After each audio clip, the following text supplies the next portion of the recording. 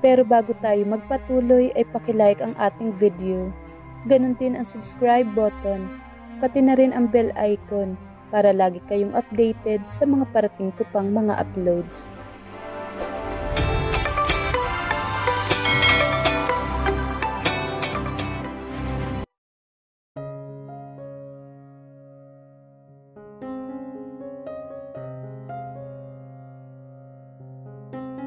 When Faye meets Alejandro, alam niya agad sa sariling siya ay nanganganib hanggang sa isang eskandalo na wala siyang kaalam-alam ang nabunyag sa lahat. Lalong lumiit ang mundo ng dalawa nang ipagkasundo siya ng ama na magpakasal kay Alejandro, only to find out that everything happens from the start is not coincidence, it is for his revenge. Maaari nga bang baguhin ng pag-ibig ang galit? Kung ang kaakibat nito ay kailangan mong mamili sa taong mahal mo o sa kaibigan mong itinuring mo ng kapatid. Magandang araw sa lahat ng masugid na tagapakinig sa mga kwento ni Angelina. Isang panibagong kwento ang ibabahagi ko sa inyo na muli ay paglalaruan ng ating mga emosyon at tsak na magbibigay ng aral, kilig at inspirasyon sa bawat isa. Pero bago tayo magpatuloy, kung bago ka pa lamang sa aking channel, ay pakilike po ng ating video, paklik din ng subscribe button, gayon din ang bell icon para palagi kayong updated sa mga parating ko pang uploads. Malakas ang tugtog ng musika. Ang karagatan ng mga tao ay nagsisiksikan sa dance floor habang ang isa naman ay nasa kanilang mesa na nanonood, nag-uusap at ang iba ay nakikipaglandian pa. An arm sneak on Faye's waist. Ikinagulat niya yon. Let's go there. Ang saya-saya nila. Let's enjoy the party too. Sigaw ni Al, isa sa mga kaibigan niya. It's past 8. I need to go home, Al. Ano ka ba? Don't be such a killjoy. Come on. Sa huli ay wala siyang nagawa kundi magpatangay sa kaibigan. Kahit nababahala sa galit ng ama, ay ipinagsawalang bahala niya iyon. Minsan lang naman sila magsaya. Celebration din nila ang pagpaparty ngayon dahil 2 days ago lang ay nakagraduate na sila sa college. Dinala siya ni Elle sa isang table kung saan may dalawang lalaki. Ang isa ay Amerikano, maputi, malaki ang katawan, asul ang mga mata at blonde ang kulay ng buhok. Nilingkis ng kanyang kaibigan ang mga braso sa lalaki. This is Timothy, Faye, boyfriend ko. Tim, she's my friend, Faye. Pagpapakilala nito. Ikinagagal akong makilala ka, Faye. Ginitaan niya ang boyfriend ng kaibigan. Sunod namang ipinakilala sa kanya si Mark. Chinito, kayong manggi at may kapayatan. Siya ang date mo ngayong gabi, Faye. Enjoy! Kinurot niya ng pabiro ang kaibigan. Ikaw talaga, hindi naman na kailangan kapag nalaman pa ng babae. Tiyak na grounded na naman ako. Okay lang yan. Wala ka namang kabuntot na bodyguard eh. Isa pa, sasama na ako kay Tim sa Canada next month. Balak na namin magpakasal kaya pagbigyan mo na ako. Nalaki ang mga mata niya. Oh, congrats, Elle! Hindi nagtagal ay nagsisinura na rin ang mga ito. Bilang mga kaibigang sina Jasper, Kate at Philip. Habang lumalalim ang gabi ay padami rin ng padami ang kanilang naiinom. Hindi niya naman matanggihan ng mga kaibigan. Huling pagkikita na nila iyon dahil sina Jasper at Kate ay uuwi na sa kanilang lugar. Si Philip naman ay nag-apply na sa ibang bansa. Malayo man ang agwat ng estado sa buhay ay nagkapalagayan sila ng loob. Tanging siya at si Al lamang ang may masasabi sa buhay. Ang tatlo naman ay kapwa-kapos sa buhay, kaya't maghahanap agad ng trabaho. Muling nag-abot si Elle ng inumin sa kanya. Medyo may tama na ito dahil namumula na ang mukha. She shook her head at hindi iyon tinanggap. Medyo tipsy na siya. Tanggapin mo na, girl! Kukulitin ka lalo niyan. Suhol ni Philip. Si Mark na nasa kanyang tabi ay tahimik lang na umiinom. Sina Kate at Jasper ay nasa dance floor, naghahanap ng bibingwitin. Si Philip ay may lalaki na ring hinaharot habang nakikipagdaldalan sa kanya. Last na ito ha, uuwi na ako. Elle smiled at her crazily. Lasing na talaga ito. Bottoms up! Inabot niya ang baso at inisang lagok yon. Muling gumuhit ang init sa kanyang lalamunan. Kailanman ay hindi talaga siya masanay-sanay sa lasa ng alak. She's not a heavy drinker, unlike her friends. Maya-maya ay muli niyang binalingan ang wristwatch upang tingnan ang oras, ngunit hindi niya mabasa ang oras. Biglang umalo ng kanyang paningin, namanhid at nag-init rin ang kanyang katawan. Sinubukan niyang tumayo, ngunit sa huli natumba. Tiyempo namang nasalo siya ni Mark. Her eyes felt heavy as she tried to push herself up. The next thing she saw was darkness. Pasan na parang sako ng bigas ni Mark si Faye. Matagal na niyang pinagnanasaan ng dalaga magmula pa nang makita niya itong kasama ni Elle, ang pinsan niya. He did try to make himself known to her, ngunit tila hangin ang presensya na rito. Palibhasa kasi ay anak mayaman ito at siya ay mahirap lang. Kahit ang pinsan niyang si Elle ay mahirap din. Nagpapanggap lang na mayaman para makasungkit ng yayamaning kaibigan. Sakay ng taxi ay dinala niya sa motel ang dalaga. Muntikan pa siyang mawalan ng balanse nang buhatin muli ito paakyat. Maging siya ay lasing na rin. Matagumpay siyang nakapag-check-in. Nang ilabag niya si Faye sa kama ay agad siyang nagtanggal ng kasuotan. Nangihina man dahil sa kalasingan ay determinado siyang gawin ang balak. Kinubabawan niya ang dalaga at agad sumubsob sa leeg nito. Her scent was so sweet. Nakaka-addict iyon. Akmang itataas niya ang dress ni Faye nang gumalaw ito at nagmulat ng mga mata. Shit! Akala ba niya'y malakas ang dama ng drogang binili? Get off! She murmured habang hinihila siya. Namumula ang mga mata nito, ngunit tila determinadong kumawala. Hinawakan niya ang magkabilang balikat. Hinawakan niya ang lahat ng pwede niyang hawakan para mapigilan ito. Huwag kang malikot. Masasarapan ka rin dito. Uwi na ako, hayaan mo na. He lusted for her for so long. Kaya't kung kinakailangan niyang gamitan niya ito ng dahas, ay gagawin niya. Hindi pa man niya nagagawa ang balak ay malakas na bumukas ang pinto. Layuan mo siya. A man barked at him. The next thing he knew, nakaalis na ito buhat si Faye at naiwan siyang nagdudugo ang gilid ng labi dulot ng sundok. Nang makababa siya ay naabutan niyang humaharurot na ang pulang sasakyan. Bigong tinanaw niya na lamang iyon. Kumunot ang kanyang noo sa biglang pagtigil ng sasakyan sa gitna ng kalsada. May nasagasaan yata. Sabat ng isang lalaking naninigarilyo sa pinapat ng basurahan. Nakatanaw rin sa tinitingnan niya. Faye entered the runway, wearing a white bodycon off the shoulder sa green party dress. Nang umaapaw ang confidence niya sa sarili as she walked elegantly on the runway, she roamed her eyes on the audience. Makikita ang paghanga sa mga mata nito. Lumapad ang pagkakangiti niya nang mamatamaan sa tulo ang nobyo, watching her with a serious face. Congratulations! You nailed it again, Faye! Salubong ni Beatrice ang kanyang stylist. Thanks, Bea.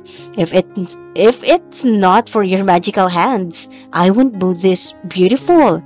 Ganti niyang bola. Umupo siya at tumarap sa salamin. Sinimulang tanggalin ang makeup. Ano ka ba? Maganda ka na kahit walang makeup. O ayos eh. O siya, magbihis ka na pagkatapos niyan. Ano, nightclub later? Dagdag nito. Ipinilig niya ang ulo habang nakatingin pa rin sa reflection niya sa salamin. Pas muna, may date ako. Beatrice giggled. Naiintriga na talaga ako dyan sa secret boyfriend mo, ha? Ilang minutong tuksuhan pa naganap sa pagitan nila ng kaibigan bago siya tuluyan itong pakawalan upang makapagbihis. She went to the lobby afterwards. A Ford Mustang stopped in front of her. Lumabas mula sa front seat si Silvero, her boyfriend. As usual, he was wearing a white short-sleeve polo and pants. Kinawaran siya nito ng halik sa labi. I've watched you earlier. You did great, Faye. But I don't think the job is suitable for you. Komento nito habang pinagbubuksan siya ng pinto ng sasakyan. Nadulas siya sa loob. I love modeling. Hinaing niya na makapasok ito sa front seat. He started the engine of his car. Faye roamed her eyes around. Naghahanap ng bulaklak at chocolates na palagi nitong binibigay tuwing anniversary at monthsary nila. To her dismay, there's none. Mas magandang sa kumpanya ninyo ka nalang magtatrabaho at iyon din naman ang gusto ng iyong ama. Patuloy nito sa usapan. She blew a long breath pagkatapos ay humalukip-kip. Matagal ko na itong sinasabi sa'yo, okay pa pa, diba? I'm not into corporate world. At mas gusto mong ibalandra ang katawan mo sa harap ng mga tao? Halos sabad ka na sa billboard na nakita ko kanina sa EDSA ah. Bahagyang tumaas ang boses nito. She looked at him pleadingly. It's their 3rd anniversary. Ayaw niya makipagtalo sa nobyo. Saan ang punta natin? Pag-iiba niya, hindi ito umimik. Hinayaan niya na lamang ito at inabala ang sarili sa pagkakalikot ng cellphone. Matagal nang hindi sang-ayon ng nobyo at lalo na ang kanyang ama sa pagmumodelo niya. Sinubukan niya namang magtrabaho sa kumpanya nila bilang sekretarya. She even took business administration in college, ngunit hindi niya talaga iyon passion. Mas gusto niya pang rumampa at mag-post sa camera. Wala namang magagawa mga ito dahil iyon ang kagustuhan niya. Isa pa, her sisters support her. Ang panganay niyang kapatid na si Emerald na nagtatrabaho sa kumpanya ng kanyang pamilya. Si Eunice naman ay nagmamay-ari ng sariling cosmetic company. Kung tutuusin, siya ang may pinakamaliit na achievement sa kanilang magkakapatid. But she doesn't care dahil hindi naman siya nakikipagkompetensya at mahal niya ang mga kapatid. Sadyang ang mga kaniyang ama at ibang tao lang ang nagkukumpara. Mga tao talaga, may papag-usapan lang. Well, she's used to that.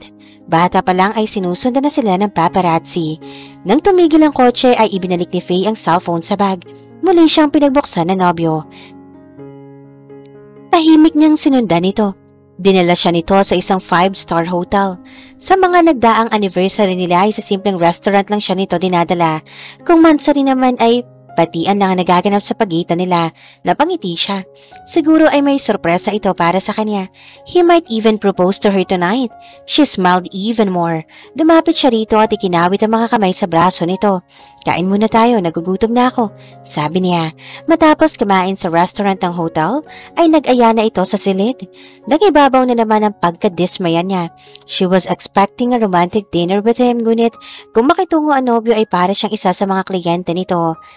Ang suite ay maluho, may sala, maluwag na banyo, at syempre ang kama ay pinalamutian ng husto ng mga talutot ng rosas. Although she's been with much more expensive hotels, ay ngayon lang siya dinala sa ganitong lugar ng nobyo. We're staying here for tonight. Makahulog ang deklara ni Silvero. Hinaplos nito ang kanyang pisngi. Stay here, I'll take a shower. She smiled wearily. I can't stay for the night. Hahanapin ako ni Papa. Lumikot ang kamay nito patungo sa likod ng dress niya. She stopped him. Come on, Faye. It's our 3rd anniversary. Akala ko magsa-celebrate tayo. And I want it to be an unforgettable night for the two of us. Muli nitong sinubukan tanggalin ang pagka-zipper ng dress niya. Sa pagkakataong iyon ay hindi na niya ito pinigilan. Tinugon niya ang mga halik nito. He's right. They've been together for 3 years yet. They didn't have the time to be alone together for a long time. Bukod sa bantay sarado siya ng ama, ay limitado rin ang oras ng nobyo dahil sa trabaho sa opisina. He is a finance manager in their company. Nang sumayad ang likod niya sa malambot na kama, ay saka lamang siya natauhan. She broke the kiss and pushed him a bit. Stop, sabi niya. I want you, Faye. He said huskily, traveling his hands from her breast down to her creamy legs, slowly caressed it. No, they have to stop. Nangako siya sa sariling ipagkakaloob ang pagkabirhen sa pamapangasawa niya. Kahit na mahal nila ni Silvero ang isa't isa, ay hindi iyon sapat para ibigay niya ang sarili. Magnobyo pa lamang sila. And she also wants assurance dahil hindi nakatakas sa kanya ang kalamanang matinig sa babae ang nobyo bago pa man sila nagkakilala. He kissed her again. Nang hindi siya tumugon, ay pikon na tumigil ito. Umalis sa pagkakabubabaw sa kanya at binatones muli ang polo. Bumangon si Faye at dinampot ang dress sa sahig at muling sinuot. Inayos niya rin na nagulong buhok. She took pleadingly at him afterwards. I'm sorry, pero nakatalikod na ito sa kanya. I'm driving you home. Huli nitong sabi bago tuluyang lumabas ng suite. Napabuntong hininga siya. Malaki. Malakas na ibinaba ni Gustavo ang choryo sa mesa. Halos magsitalo na ng mga kubyerto sa lakas niyon. At ano na naman ito, Faye? Dumagundong ang boses nito. Nilapag ni Faye ang tasa ng kape matapos sumimsim. Painosenteng umaling siya sa mga ama. At kahit alam na niya ang nakahayag sa diaryong binasa nito. Ano? Naabutan mong may lalaking pumasok sa isang hotel kagabi. Tumikim siya. Wala lang, Papa. Magdadate lang kami. Sa isang hotel? What's wrong with that, Papa? There are lots of services na may offer ng hotel na iyon. Bukod pa sa napakaganda nilang restaurant. And ayoko namang pagkaguluhan kaya... Tulad ng dati, ay siya na naman ang napag-initan ng ama. Emerald and Eunice went to the office early. Siya naman itong bakante ang trabaho para sa araw na iyon, kaya mag-isa na naman siyang may iwan sa mansyon. Hun, stop nagging her. She's old enough. Let her date whoever she wants. Pagtatanggol ng mama niya. Ang akin lang, Esmeralda. Sana ipakilala muna sa atin ang lalaki at dito magligawan, hindi sa hotel. Papa, wala kaming ginawang masama. Angel niya, I just don't want you to associated with what people, Iha. Minsan ka nang napahamak. I promise. Mag-iingat ako. I won't let myself be surrounded with those kind of people again. Tukoy niya sa mga dating kaibigan. Still, I want to formally meet him. Pagmamatigas ni Gustavo, he wants to know kung sino ang lalaking kinahahabigan or kinahihibangan ng anak. Nanatili mang blurred ang mukha, ay sigurado siyang iisang body build at hairstyle ang nakikita niya sa iba't ibang dyaryo sa nagdaang taon, kaya't sigurado siyang iisang lalaki lang ang dinidate ng kanyang anak. Taliwas sa sinasabi nito. Ayaw niya naman itong pasundan sa bodyguards. That's the least Faye wants dahil minsan na niyang ginawa iyon at naglayas ang anak niya. As a father, he doesn't want it to happen again. Sa magkakapatid ay tanging ang bunso niyang si Faye ang lagi napapahamak. Paano ay palaging careless, mabilis magtiwala at palakaibigan kaya mabilis nabibiktima. Knowing people nowadays, mahirap magtiwala. Even the closest person, friends and relatives can betray you. Okay, fine. I'll bring him here on Saturday. Siguradong dadalo siya sa event. Pagsuko ni Faye. Maligayang pagdating.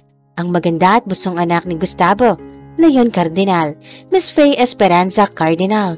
Hinawi niya ang kortina sa harap at dahan-dahang bumaba ng hagdan, wearing a red shimmering halter gown with her favorite round two pomps.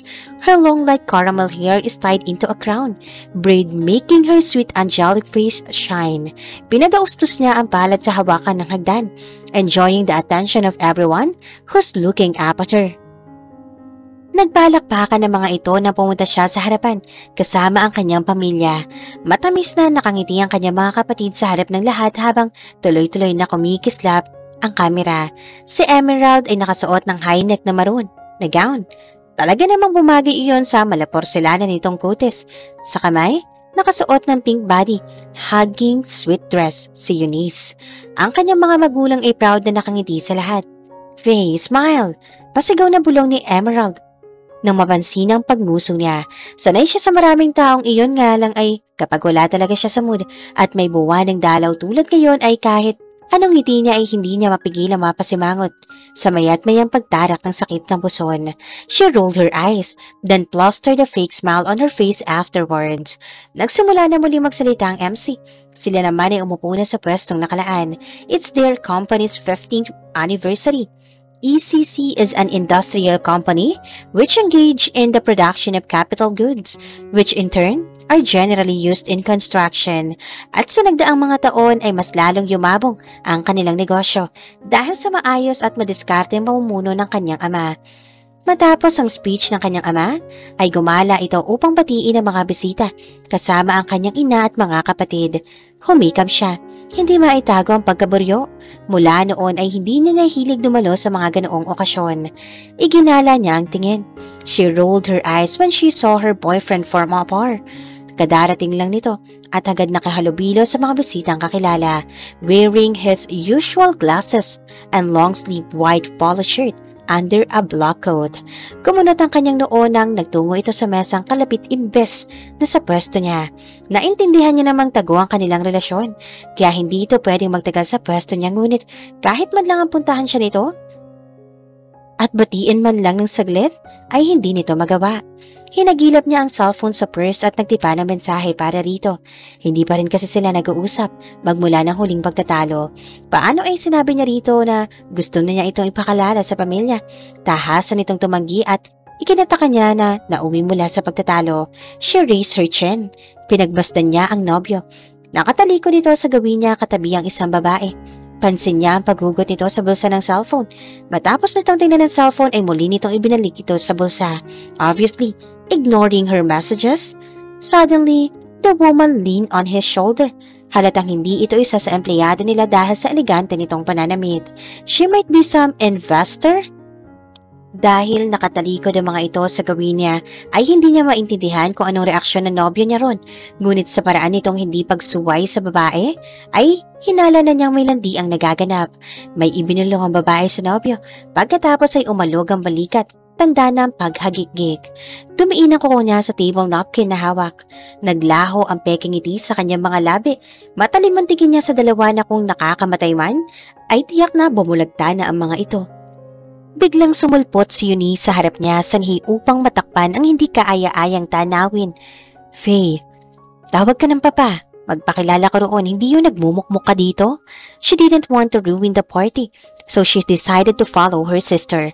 Nagtungo sila sa mesa ng mga Valiente, isa sa matalik na kaibigan ng kanyang ama at isa ring stockholder ng kanilang kompanya. Oh, ayan na siya, bulalas na Esmeralda. Ginitian niya ang mga kaharap. It's nice to see you again, Mr. and Mrs. Valiente. Pineso niya ang ginang. Come on, iha, take a seat. May ipapakilala kami sa inyo. Lumingali nga ito sa paligid. Oh, there he is, Alejandro. Pagtawag nito sa lalaking kadarating lang, her eyes fixed on the man Mrs. Valiente called. He stood in front of everyone. Sa hindi malamang dahilan ay nakatuon din ang mga mata nito sa kanya. Nakakuha ito ng pansin. He's wearing tuxedo na talaga namang bumagay dito.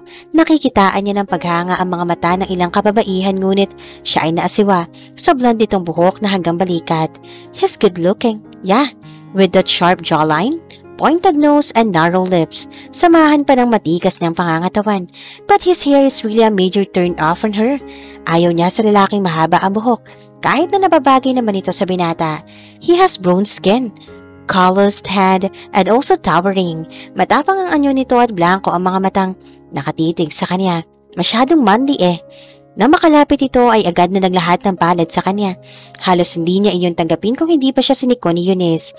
Alejandro Ulises Valiente. Pakilala nito sa barito ng boses. Hilaw na nginitian niya ito. It's nice to meet you, I'm Faye. Esperanza Cardinal. Pagpatuloy ni Alejandro na ikinainis niya. Masama ang ugali. Agad niya binitawan ang kamay nito at naupo sa silya. The roughness of his hand still lingered in her palm. Agad na buksan ang usapan patungkol sa business. Bumuntong hininga siya at napagpasyahang kunin ang cellphone upang i-text muli si Silvero. In the middle of typing ay napatigil siya na mapansin sa peripheral vision na nasa kanya pa rin ang atensyon ni Alejandro, obviously staring at her. Nilingon niya ito at inirapan. Pagkatapos ay ibinalik ang atensyon sa pagtitipan ng mensahe, but her boyfriend isn't responding to her messages. Tinanaw niya muli ang pwesto ng nobyo na sana ay hindi niya nalang ginawa. Nakatalikod man ang mga ito sa gawin niya, pero kitang-kita niya ang lapit ng dalawa. Ang nobyo niya at ang babaeng linta, nagsusubuan pa ng pagkain. The heck is wrong with him? He never cheated on her. Maayos ang relasyon nila at walang problema. Nawala ang galit niya. Clenching her fist, she slumped it on the table then stood, handang sugurin ang dalawa. Faye, ano bang nangyayari sa'yo? Mahina ngunit may diing pasigaw ng kanyang ama na nakapagpagising sa kanya. Nalilisik ang mga matang ibinalik niya ang tingin sa magulang at sa mga Valiente. Natauhan siya at bumalik sa pagkakaupo. Napakayuko siya, nagsisisi sa kahihiyang ginawa. What the hell? Ang tili ng isang babae. Nang inangat niyang muli ang tingin, ay wala na sa kanyang atensyon ng lahat. Sa kanya lang nilingon ang pinanggagalingan ng tili ng isang babae. Akmang tatayo siya pero agad niyang pinigilan ang sarili. Ang lumalandi kay Silvero kanina ay sinasabunutan ng isa pang babae. This time, may katabaan ng katawan nito at buntis. Kumunot ang kanyang noo. Akala mo hindi ko alam? Madami kang babae, madami! Pinipigilan ni Silvero ang buntis sa pag-atake. Halos matumba ang babaeng sinasabunutan nito. Her brow shot up.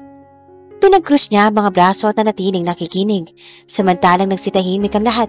At ang kapatid niyang si Emerald ay tumayo upang tumawag siguro ng security. Pumunta ka sa party na to para lumande, di ba?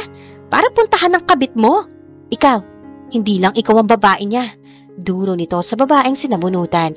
Out of nowhere, the pregnant woman's angry stare landed on her. Matapang niya itong tiningnan pabalik. Ang lakas ng loob. Tingnan ako pabalik. Tingnan niyo ang babaeng yan. Iyan ang matagal ng babae ng asawa ko. Ang walang hiyok bunsong anak ni Gustavo Cardinal, isang kabit. Is it true? You're having an affair with that man? Halos pumutok ang litid ni Gustavo sa leeg dahil sa labis na galit para sa bunsong anak. "Answer me! Faye Esperanza Cardinal!" Faye almost jumped from her seat hearing her father's outburst. Naiiyak siya at halos tambulin na ang dibdib niya sa kaba. Nanginginig ang kanyang mga kamay kaya't pinagsikop niya ang mga iyon. Even her lips is trembling in fear. Kakaiba ang galit nito ngayon at tiyak siyang hindi lang sigaw ang aabutin niya. The feeling of betrayal is eating her too. Kundi lang pinangungunahan ng takot para sa sarili. Dahil sa kanyang ama ay baka sinugod na niya ang nobyo ang sinasabing asawa nitong komprontahin. Never she had imagined that she'll be a mistress. Ilang taon ng single sa Silvero bago pa maging sila.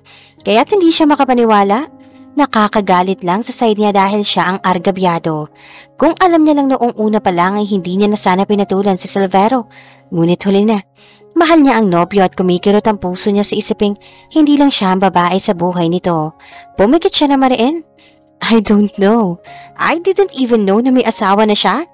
At talagang may relasyon kayo ng lalaking yon? Sigaw muli ng kanyang ama. Mahal ko siya, papa. At siguradong ako ang pipiliin niya. Hihiwalay niya ang babaeng yon. Aniya sa mababang tinig. Kinagat niya ang ibabang labi. Tonta! Sa tinabi-rami ng lalaki, really, Faye? Malalim na hininga ang pinakawalan nito bago pasalampak na umupo sa isahang sofa. Minasahe nito ang sentido. Malaking eskandalo ito. Napakalaki at maaaring maapektuhan ang negosyo natin. Anong iisipin ng mga tao na ang anak ng may-ari ng ECC ay may karelasyong empleyado? May asawang empleyado? She knows. Siguradong pagkakaguluhan siya ng media. Hindi lang iyon, baka lalong maghigpit sa kanya ang ama. I'm sure he has his reasons. Baka nambabola din yung malaking matabang babae. Buo ang loob niyang sabi. He's married. Ayun, nakabuntis at ipinakasal ng mga magulang dahil sa kahihiyan. Imbitado pa ako sa kasal ng tarantadong yun. Hindi ko lubos maisip na papatulan mo ang katulad niya. 10 taon ang tanda nun sa'yo Tumingin ito sa dalawang kapatid na bawang nakayuko. May alam ba kayo rito, Emerald and Eunice? Napaiwas ng tingin si Eunice, samantalang napayuko si Emerald. Nakabalatay sa mukha ni Esmeralda ang labis na pagkabahala para sa anak. Nang hindi sumagot ang dalawa ay napamura ito. I can't believe that you both spoiled her this much. Eunice tried to speak. Hindi rin namin alam, Papa. We also warned her. Wala nang magagawa ang eksplanasyon nyo. Siguradong kakalat ang iskandalo sa mga periodiko. Bukas na bukas din at kailangan ko yung mapigilan. Naglipat ang tingin nito kay Emerald. Pagkatapos ay sa kanya. Si Emerald sana ang una kong ipapakasal dahil siya ang panganay at ang may pakialam sa negosyo ng pamilya. Ngunit napakatigas ng ulo mo, Faye. You leave me no choice. Magpapakasal ka ora mismo. Nang sa gayon ay walang maniwala sa parata ng asawa ng lalaking yon. Ano? Hindi. I will marry her. May diing sambit ni Alejandro na nakapwesto sa kanyang tabi. Muntik na niyang makalimutan na naroon si Alejandro. Tumulong ito na itakas siya matapos ang naganap na kaguluhan. Galit niya itong binalingan. Are you kidding me? Shut up, Faye. It's already decided.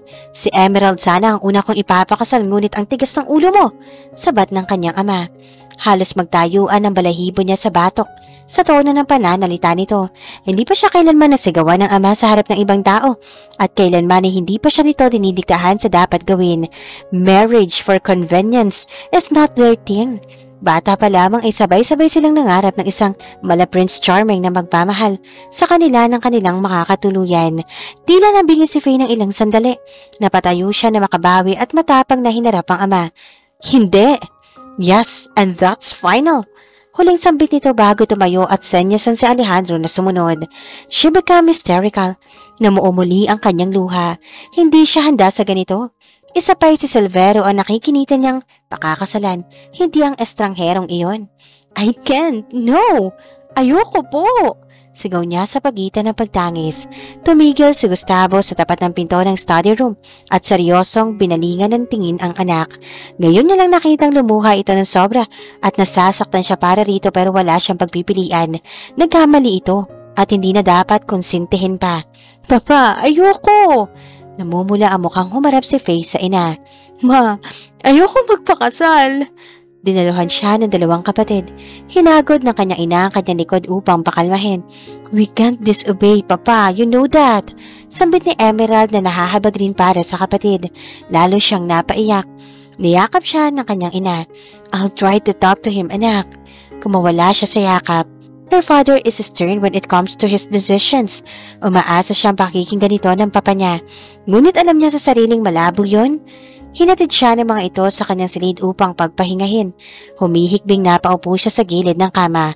Kinuha niya ang cellphone sa purse. She dialed Silvero's number. Unang ring pa lang ay sumagot na ito. "Faye? Help me. Ipapakasal ako ni Papa sa lalaking kakikilala ko lang dahil sa iskandalong dulot ng babaeng yun? Makita tayo at mag-uusap." Saad nito sa kalmadong tinig. "Totoo ba? Asawa mo ang babaeng yun?" Natatakot man ay nagawa niya itong itanong. Panandali ang katahimikan na namayani sa pagitan nila. Nilunok niya ang bukol sa kanyang lalamunan. Hiwalayan mo siya, di ba? "I know you love me." Narinig niya ang pagbuntong hininga nito sa kabilang linya. "Sasama ka ba sa akin? Magpapakalayo-layo?" "Of course!"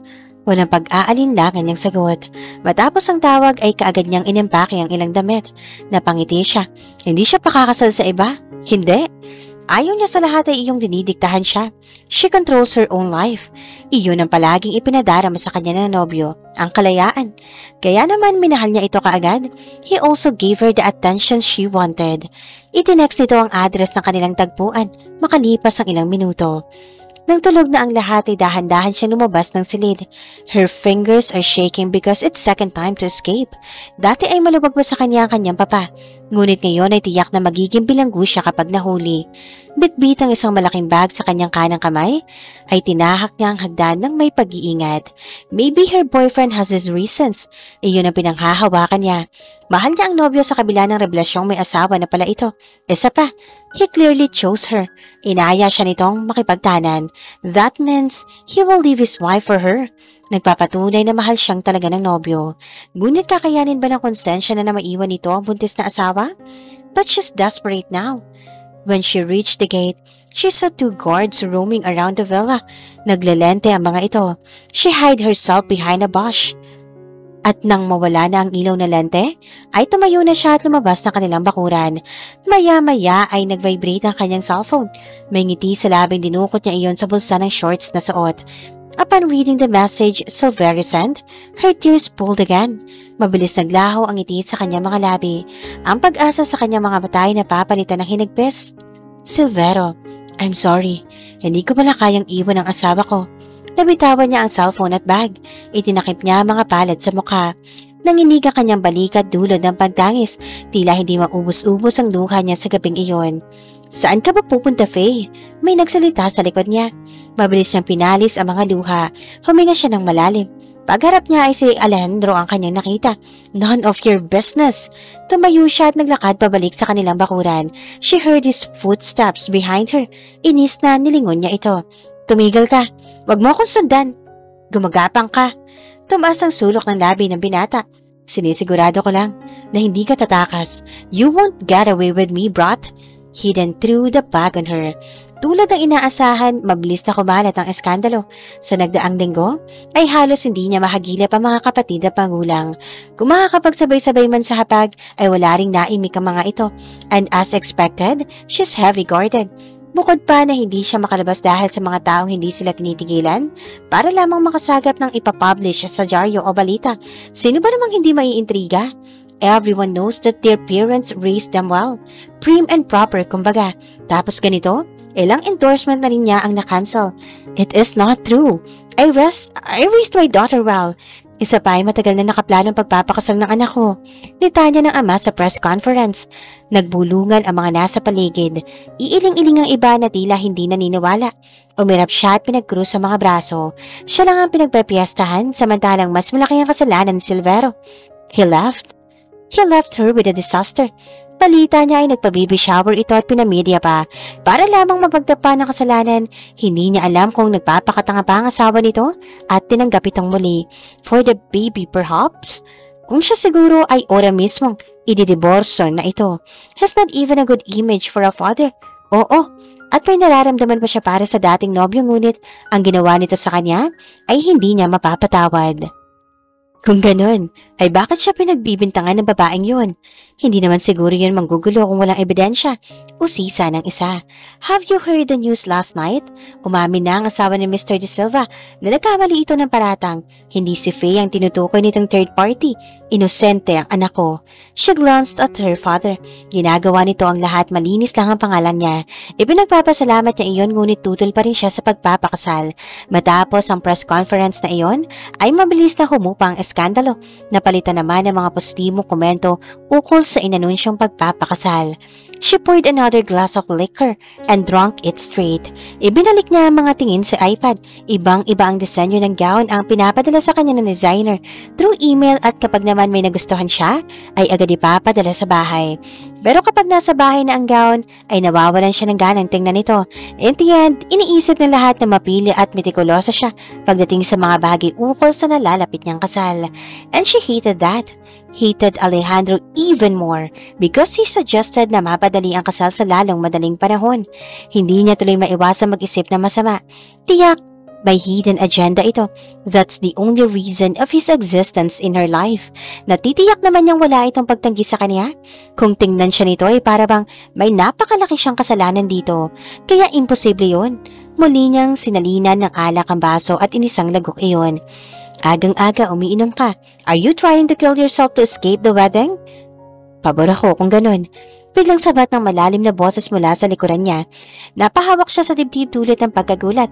Hinarap niya ito si Alejandro. For goodness sake, Alejandro, leave me alone. And I'm not killing myself just for you. Sino ka ba sa inaakala mo? She shouted at him. Umusbong muli ang galit niya para sa binata. Kung may pahihintulutan man ang kanyang ama na bumisita sa kanya, ay si Alejandro iyon. Kulang na nga lang ay pagtulakan na siya dito. Ipinagkanulo na nga. Kung hindi lang dahil sa tradisyon ng kasal, ay baka nasa bahay na siya nito. Nanliit ang mata ni Alejandro sa sinabi ng dalaga. Inagaw nito ang kopita ng alak sa kamay nito at ibinaba iyon sa counter. Nakarating sa akin na hindi ka makapili ng susuotan. Why? Pinagmasdan niya ito mula ulo hanggang paa. Sa tingin ko ay kahit basaan ang isuot mo yung napapagay sa'yo. She wrinkled her nose in annoyance. Kasalanan ko bang hindi ko tipo ang pinapadala ng designer na pinili niyo? Then I'll choose for you. Hindi maaaring matuloy ang kasal sa susunod na linggo dahil lang sa kaartehan mo. You see, I'm a busy man. Then don't marry me. Hindi ko ba alam kung bakit ipinipilit mo ang kasal na yan? She barked at him. Sa isang iglap ay nagtangis ang bagang nito. Let me remind you this, Faye Esperanza, Cardinal. Ikaw ang may kailangan sa akin. At huwag mong ipamukha na hinahabol kita dahil ako. Hindi. Sabihin na nating malaki ang proposal ng tatay mo. Mahirap pigilan na kahit ako tanggapin na magpapakasal sa kanyang spoiled brat na makasarili ng isang anak. Ikaw, babulok sa impyerno? Galit niyang sigaw. He smirked. Then, brace yourself. Matitiyak kung kasama ka sa impyerno kalulugmukan ko. He then stormed out of the kitchen with heavy footstep. Inis na ipinato ni Faye ang kopitang hawak. Nabasag iyon dahilan upang lumikha ng malakas na ingay. Sinasabi na nga ba? May agenda ito. Ano naman kaya yun? Pera? She doubt that. Mayaman ang mga valyente at ang lalaking yun ay may malaking mananahin mula sa magulang.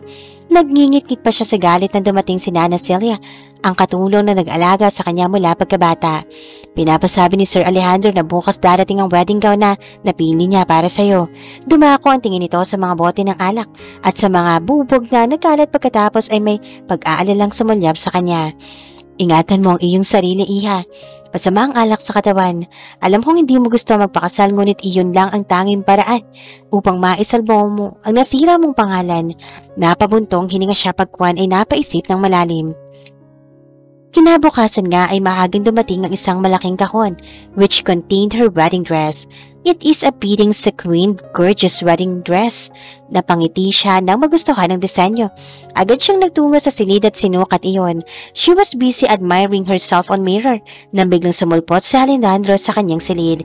He held her arm firmly with so much hatred in his eyes. Sino may sabing suotin mo yan? Galit nitong singhal. Iwinakli niya ang braso upang makawala sa pagkakahawak nito matapos ay matapang itong hinarap. Hindi ba't ikaw nagpadala nito? At anong ginagawa mo dito? Ang aga-aga bibisiti mo na naman ako? Take it off. Matigas nitong utos. At bakit? I like it. I said, take it off. Hindi para sa'yo yan. Halos mapatalon siya sa sumigaw nito. Kumunot ang noo niya sandali pagkatapos ay inismera nito. No, you gave it to me. Wala nang bawian. I like the style. At di hamak na mas bagay ito sa akin. Nang sabihin niya iyon ay tila ba nabigdas ang pasensya nito. He held her arm tightly at pwersahan siyang pinatalikod. He unzipped her gown, which made it fall on the floor, leaving her almost naked. She panicked, ngunit hindi niya iyon pinahalata sa mukha. Dinampot niya ang gown at tinagis iyon sa pagmumukha na natingilang si Alejandro. Fine, get that. Walang kasal na magaganap. Sigaw niya matapos ay tinalikuran nito at nagtungo sa walk-in closet at doon nagbihis. Abot-abot ang tahib sa kanyang dibdib dahil sa galit. It was just a freaking wedding dress. She doesn't want to get married anyway, but she's so mad. Nang lumabas siya ay wala na si Alejandro at laking pasasalamat niya dahil doon. Kung nagkataon ay baka sabunutan niya na ito sa galit, kung kailan naman natipuhan na niya ay saka naman ito binawi. Visit? Magmula ng araw na iyon ay hindi na muling nagpakita pa si Alejandro na siyang ikinasaya niya. Ganun pa man, ay nanatiling tuloy ang kasal. Nawalan na siya ng gana magprotesta dahil tila bingi ang mga ito sa opinion niya. At kung may pinayagan man ng kanyang ama sa plano niya, ay ang gawin na lamang civil wedding, ang kasal imbes na isang magarbong kasalan sa simbahan. Iyon nga lang, ay mas lalong napadali ang preparasyon. And now, she is wearing a simple white off-shoulder, the flowery one. Hinayaan niyang nakalugay ang mahabang buhok while wearing a simple makeup. Kahit na hindi niya nais ang kasalang magaganap, ay hindi naman siya papayag na maging pangit sa araw mismo ng kasal. You're so beautiful, Faye. Pulalas ni Emerald. Humalakip-kip siya. Ikaw dapat ang nasa pwesto ko, ate. Habalik na naman ba tayo dyan? The damage had been done. And you have to understand na may kasalanan ka rin, being a mistress. Bago pa man matapos ay pinutol na niya ito. Hindi ko alam. I was overwhelmed by his charm and sweetness na hindi ko alam na may asawa na siya. Saglit siyang tumingala upang pigilan ang luha nagbabadya, then she continued. But then, you're right. Tapos na ang lahat at kailangan kong magbayad sa kasalanang wala akong kaalam-alam. I thought, I will marry a man that I love. We dreamed of that. Tuluyan siyang niyakap ng kapatid at hinagod ng kanyang likod upang siya'y pakalmahin. Everything's gonna be okay. I did a background check about Alejandro Valiente and he is a good man. No criminal records and such. Dadating ang panahon na matututunan niyo ring mahalin ang isa't isa. Napairam siya sa tinura ng kapatid. Mabuting tao? Hindi nga sila magkasundo. Ang magkagustuhan pa kaya. Malayo rin siya sa mga gusto niya. Ang ganoong klase ng lalaki ay tiyak na iluluwal siya hanggang mamatay. Ilang sandali pa ay naganap ang pag-iisang dibdib ni Faye at Alejandro. Masaya ang kanilang pamilya at iilang kaanak na siyang imbitado lamang sa kaganapang iyon. Maaari mo nang halikan ng nobya. Anunsyo ng hukom. Ang kanina pang seryosong si Alejandro ay humarap sa kanya. He is gorgeously handsome with his three-piece suite. Pagamat malalim ang tingin nito ay nababanaag niya ang galit dito. He caressed her chin pagkatapos ay idinampi ang labi sa kanya. Ramdam niya ang pamumula ng pisngi. Itinuon niya ang kamay sa dibdib nito upang itulak ng bahagya. But he didn't budge. Instead, he reached for her nape then pulled her body very close to him. Part your lips. Bulong niya sa pagitan ng labi niya. Nang hindi siya kumibo ay bahagyang kinagat nito ang kanyang pang-ibabang labi, which made her lips parted. Naramdaman niya na lamang na mapusok nitong halik, like as if he's exploring her mouth. Pakiramdam niya ay nanginginig ang mga tuhod niya nang bumitaw siya. Nagpalakpakan naman ng mga nanonood sa kanila. Inaasahang magkakaintindihan na ang dalawa. Congratulations, Mr. and Mrs. Valiente! Welcome to the family, iha. Bati ng ama ni Alejandro habang nakangiti. Naiiyak namang niyakap si Faye ni Mrs. Valiente. Pagkatapos ng batian, agad silang nagtungo sa reception. It was a fancy restaurant which is available only for them for the whole evening. Doon ay kasama na sa pagsaselebrate ang ilang importanteng tao sa kanilang kumpanya. Gustuhin man ni Faye na sumimangot ay hindi magawa sapagkat maraming tao. Mahahalata pa ng mga itong napilitan siya na hindi naman alam ng karamihan. Tumapo ang tingin niya kay Alejandro. His face remained stern. Nakikinig ito sa bawat sabihin ng kanyang ama. Gumuso siya. Her father seems to be very fond of him. You should could live there. It's convenient for both of you. Suhestyon ng papa niya patungkol sa regalo nitong lupa't bahay na kalapit lamang ng mansyon nila. Dadalhin ko siya sa San Ignacio, sir. Bukod sa naroon ng trabaho ko ay mas makakabuti sa kanyang lumayo muna sa media at syudad. Saad ni Alejandro. Ano ka ba, iho? You can call me dad. Ngayong kasal na kayo ng anak ko, ay pare na rin kitang anak. Tumango si Alejandro bago siya balingan. She raised a brow. Hindi niya alam na iyon ang plano nito. Sa pa hindi siya papayag kung malayo iyon. We can still consider it, papa. Total, hindi naman pinalang desisyon ni Alejandro dahil hindi pa ako sumasang-ayon. Hindi niya mapigilang sumabat. Final na yan, Faye. May trabaho ako bukod pa sa magandang magkaroon ka ng magandang kapaligiran at umalis ng kaunti sa lungsod. Sa magkakataong iyon ay pinanlakihan niya ito ng mata at talagang walang balak. Naisali siya sa pagpaplano. Bago pa man niya ito paginitan ay naagaw ang atensyon niya ng bagong dating na panauhin. Agad niyang napagsino yon? Napatayo siya. Oh God! Dumating si Silvero. Hindi niya ito inaasahan. Magulo ang buhok na ito at nangangalumata. Mr. De Silva, you're late. Salubong ng kanyang ama. Lingid sa kaalamanan ni Faye na inimbitahan ito ni Gustavo. Pasensya na, kalalabas lang ng asawa ko sa ospital. Hindi sana ako pupunta ngayon kung hindi importante. Gusto niyang umiyak sa sinabi nito. Akala niya, shit, kahit tuloy na ay umasa siyang pipigilan siya nitong mapunta sa iba. Imbinwestra ng ama ang isang silya sa tabi niya. Take a seat. Alejandro got at hold of her arm at pinaupo siyang muli. Umayos ka, Faye? Kasal ka na sa akin at ayokong tumitingin ka sa lalaking yan? Sa ganoong paraan.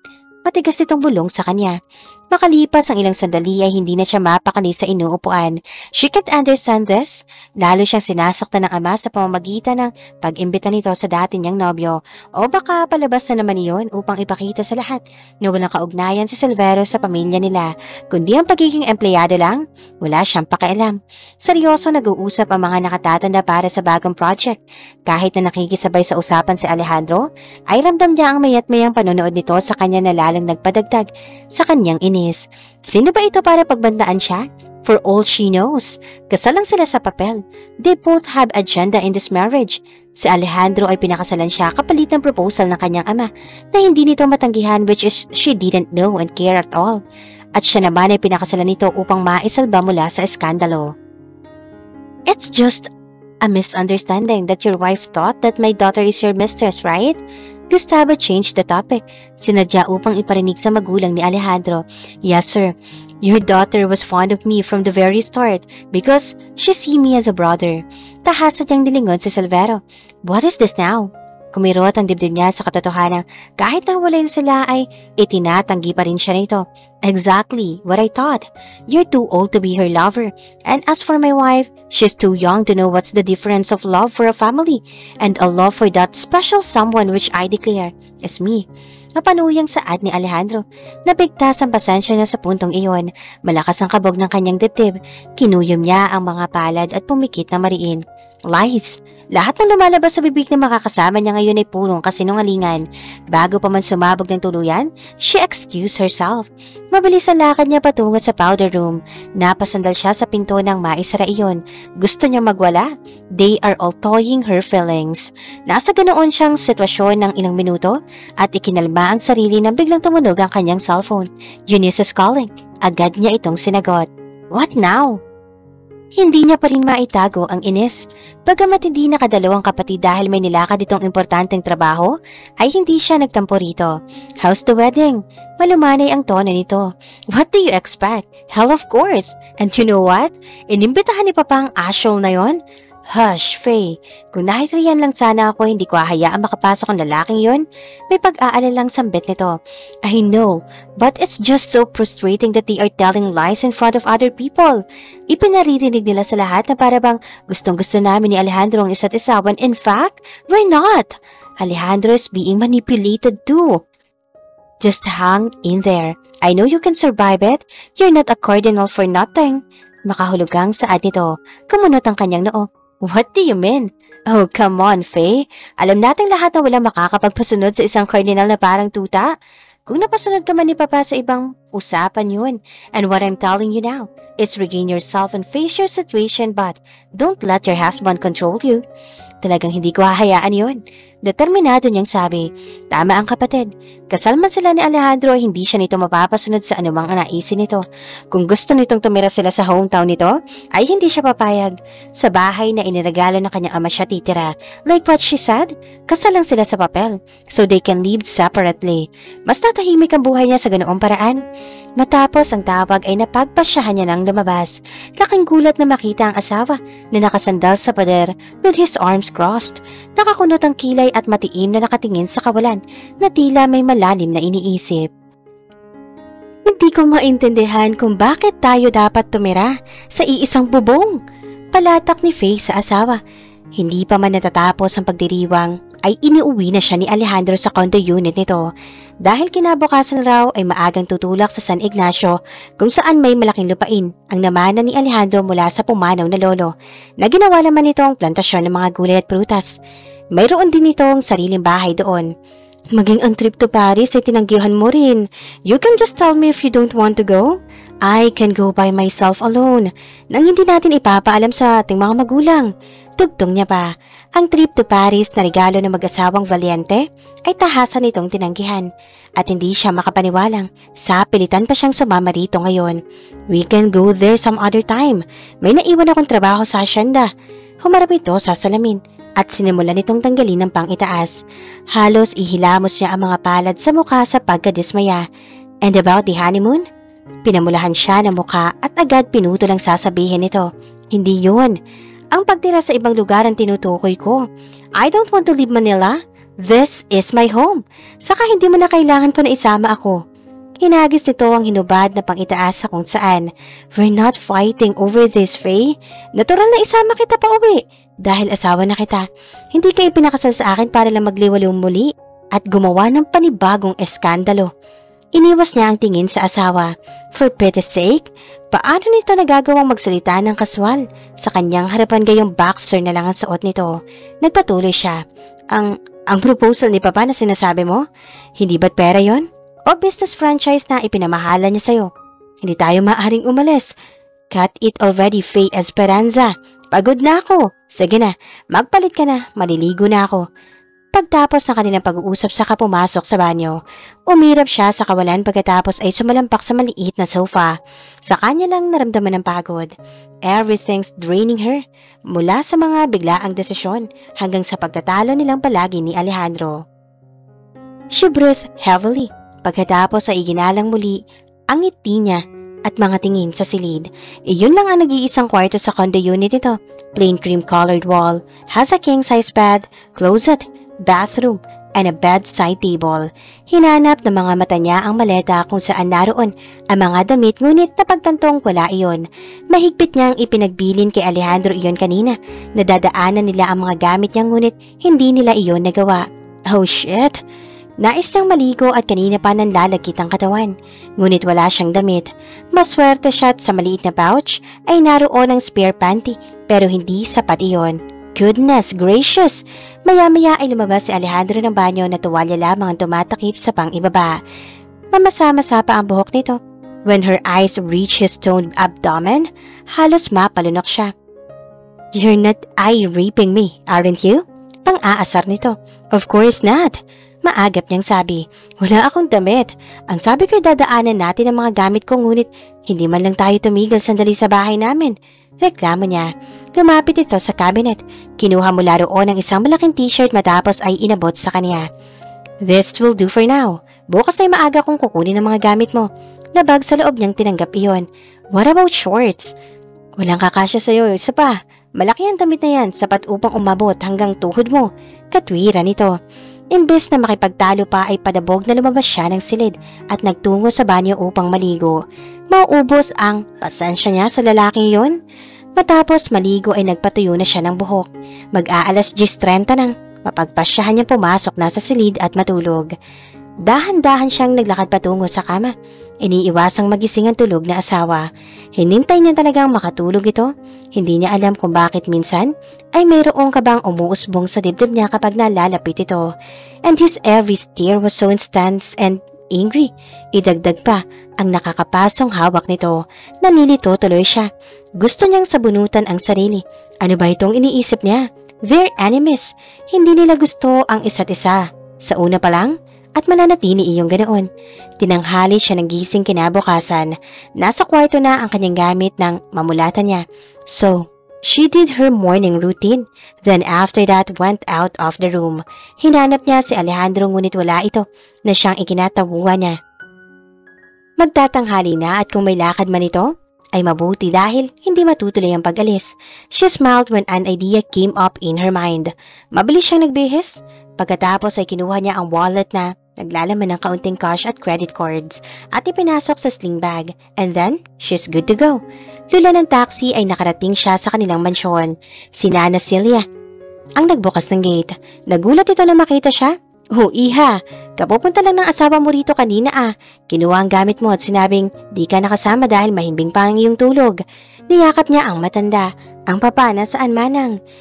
Maaga silang umalis. Alam mo namang palaging lunod sa trabaho ang iyong mga magulang, maging ang iyong mga kapatid ay wala. Kung ganon, ay may sasadyain lang ako sa silid nila papa. Kukunin ng susi na regalong bahay sa amin. Saan niya? Tumango ang matanda, bagamat may pagtataka sa mga mata.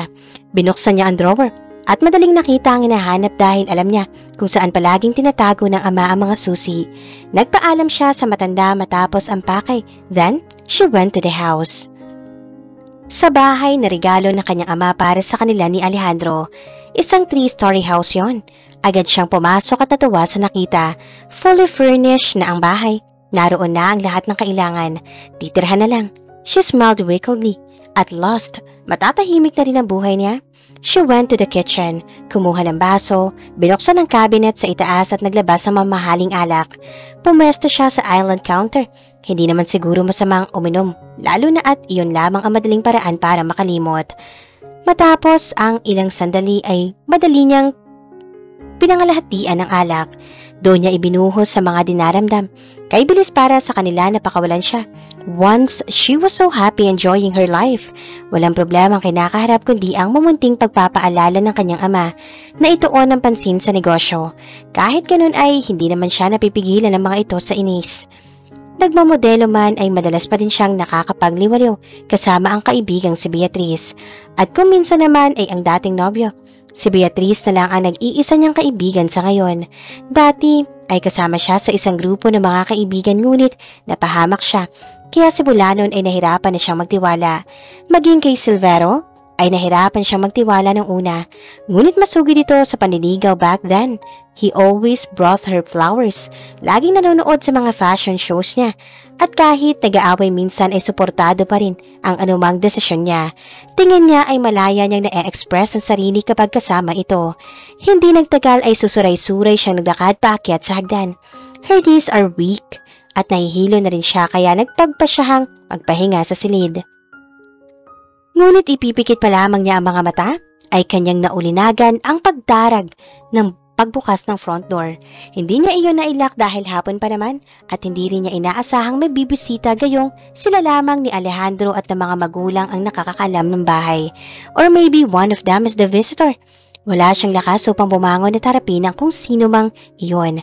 Kaya naghintay na lamang siya.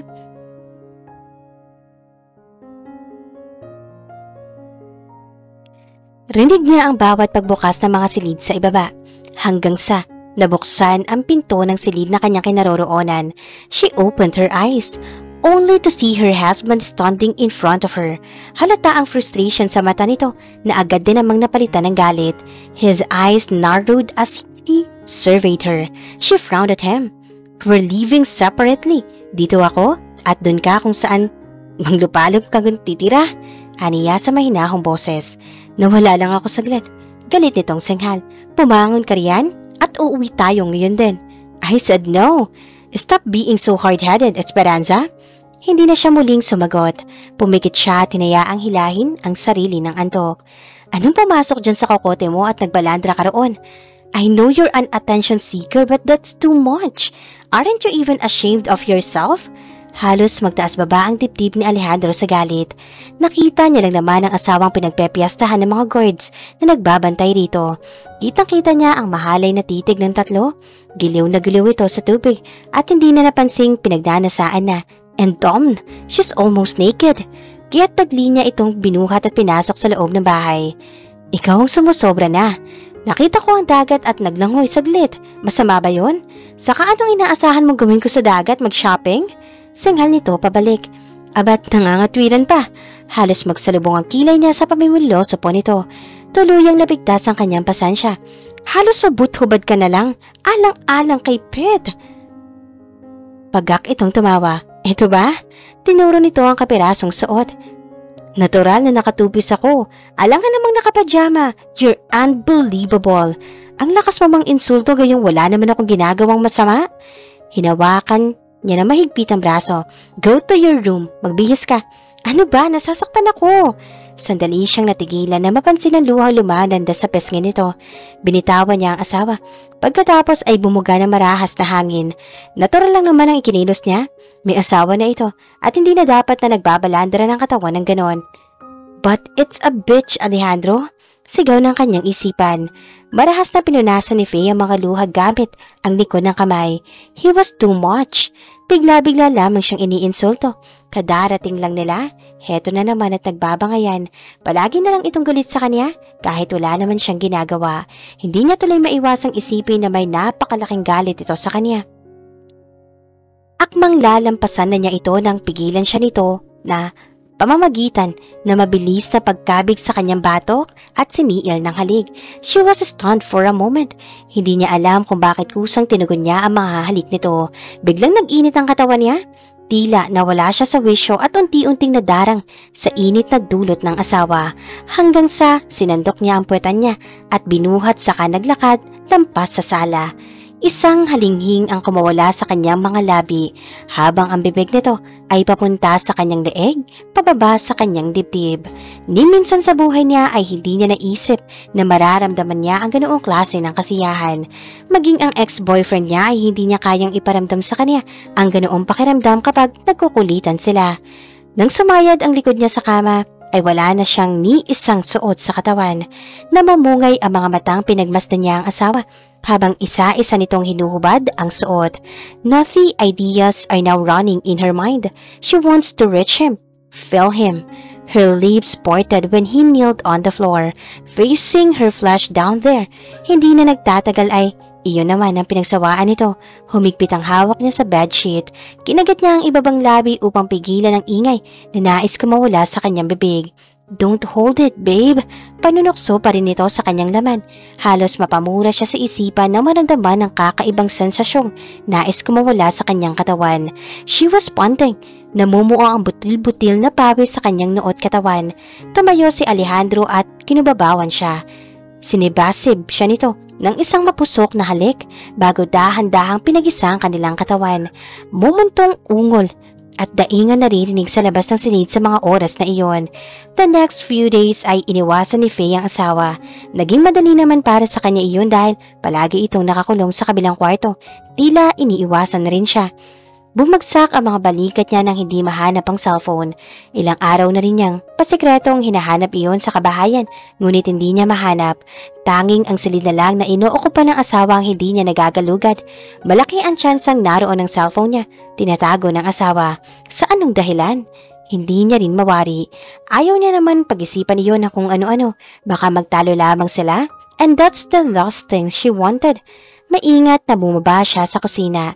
Tulad na dati, ay tahimik ang kabahayan. She looked at the father clock. 3:00 na ng hapon. Anong balak mo, iho? Boses ni Manang Nida ang naulinagan niya. Natigil siya sa pagakbang at ikinubli ang sarili upang makinig sa usapan. Well, stay here for so long. Habang inaayos ko ang lahat, sagot ni Alejandro. Paano ang asawa mo? Hindi siya sanay sa ganito. Hanggang ngayon ay nag-iiwasan pa rin kayo at tiyak akong naboburyo na siya. Noong isang araw ay halos haluglugin na ang buong bahay eh. Hayaan niyo na lamang, Manang, masasanay rin yun. Alam ba ito ng kanyang magulang na ikinukulong mo sa isla ang anak nila? Hindi maganda itong ginagawa mo, iho. Bakit hindi mo na lamang hayaan ang ba? Pinahintulutan ako ng kanyang ama. Isa pa ay kasal na rin kami. Natural na kung saan ako ay doon din siya. Isang bagay ang naglalaro sa kanyang isipan sa puntong iyon. Iyon ay ang tumakas. Go the other island and seek help. Ipinagkanulo siya ng ama kaya kung tatawagan niya ito ay wala ring saysay. But She's so sure that her sisters will help her. Kaya naman nang lumalim ang gabi, ay maingat siyang bumaba. Malakas ang habog ng dibdib niya. Natatakot na mahuli siya sa akto. Naabutan niyang tulog si Alejandro sa couch. Napanatag siya. Tiyak naman na siyang tulog na rin ang matandang katulong.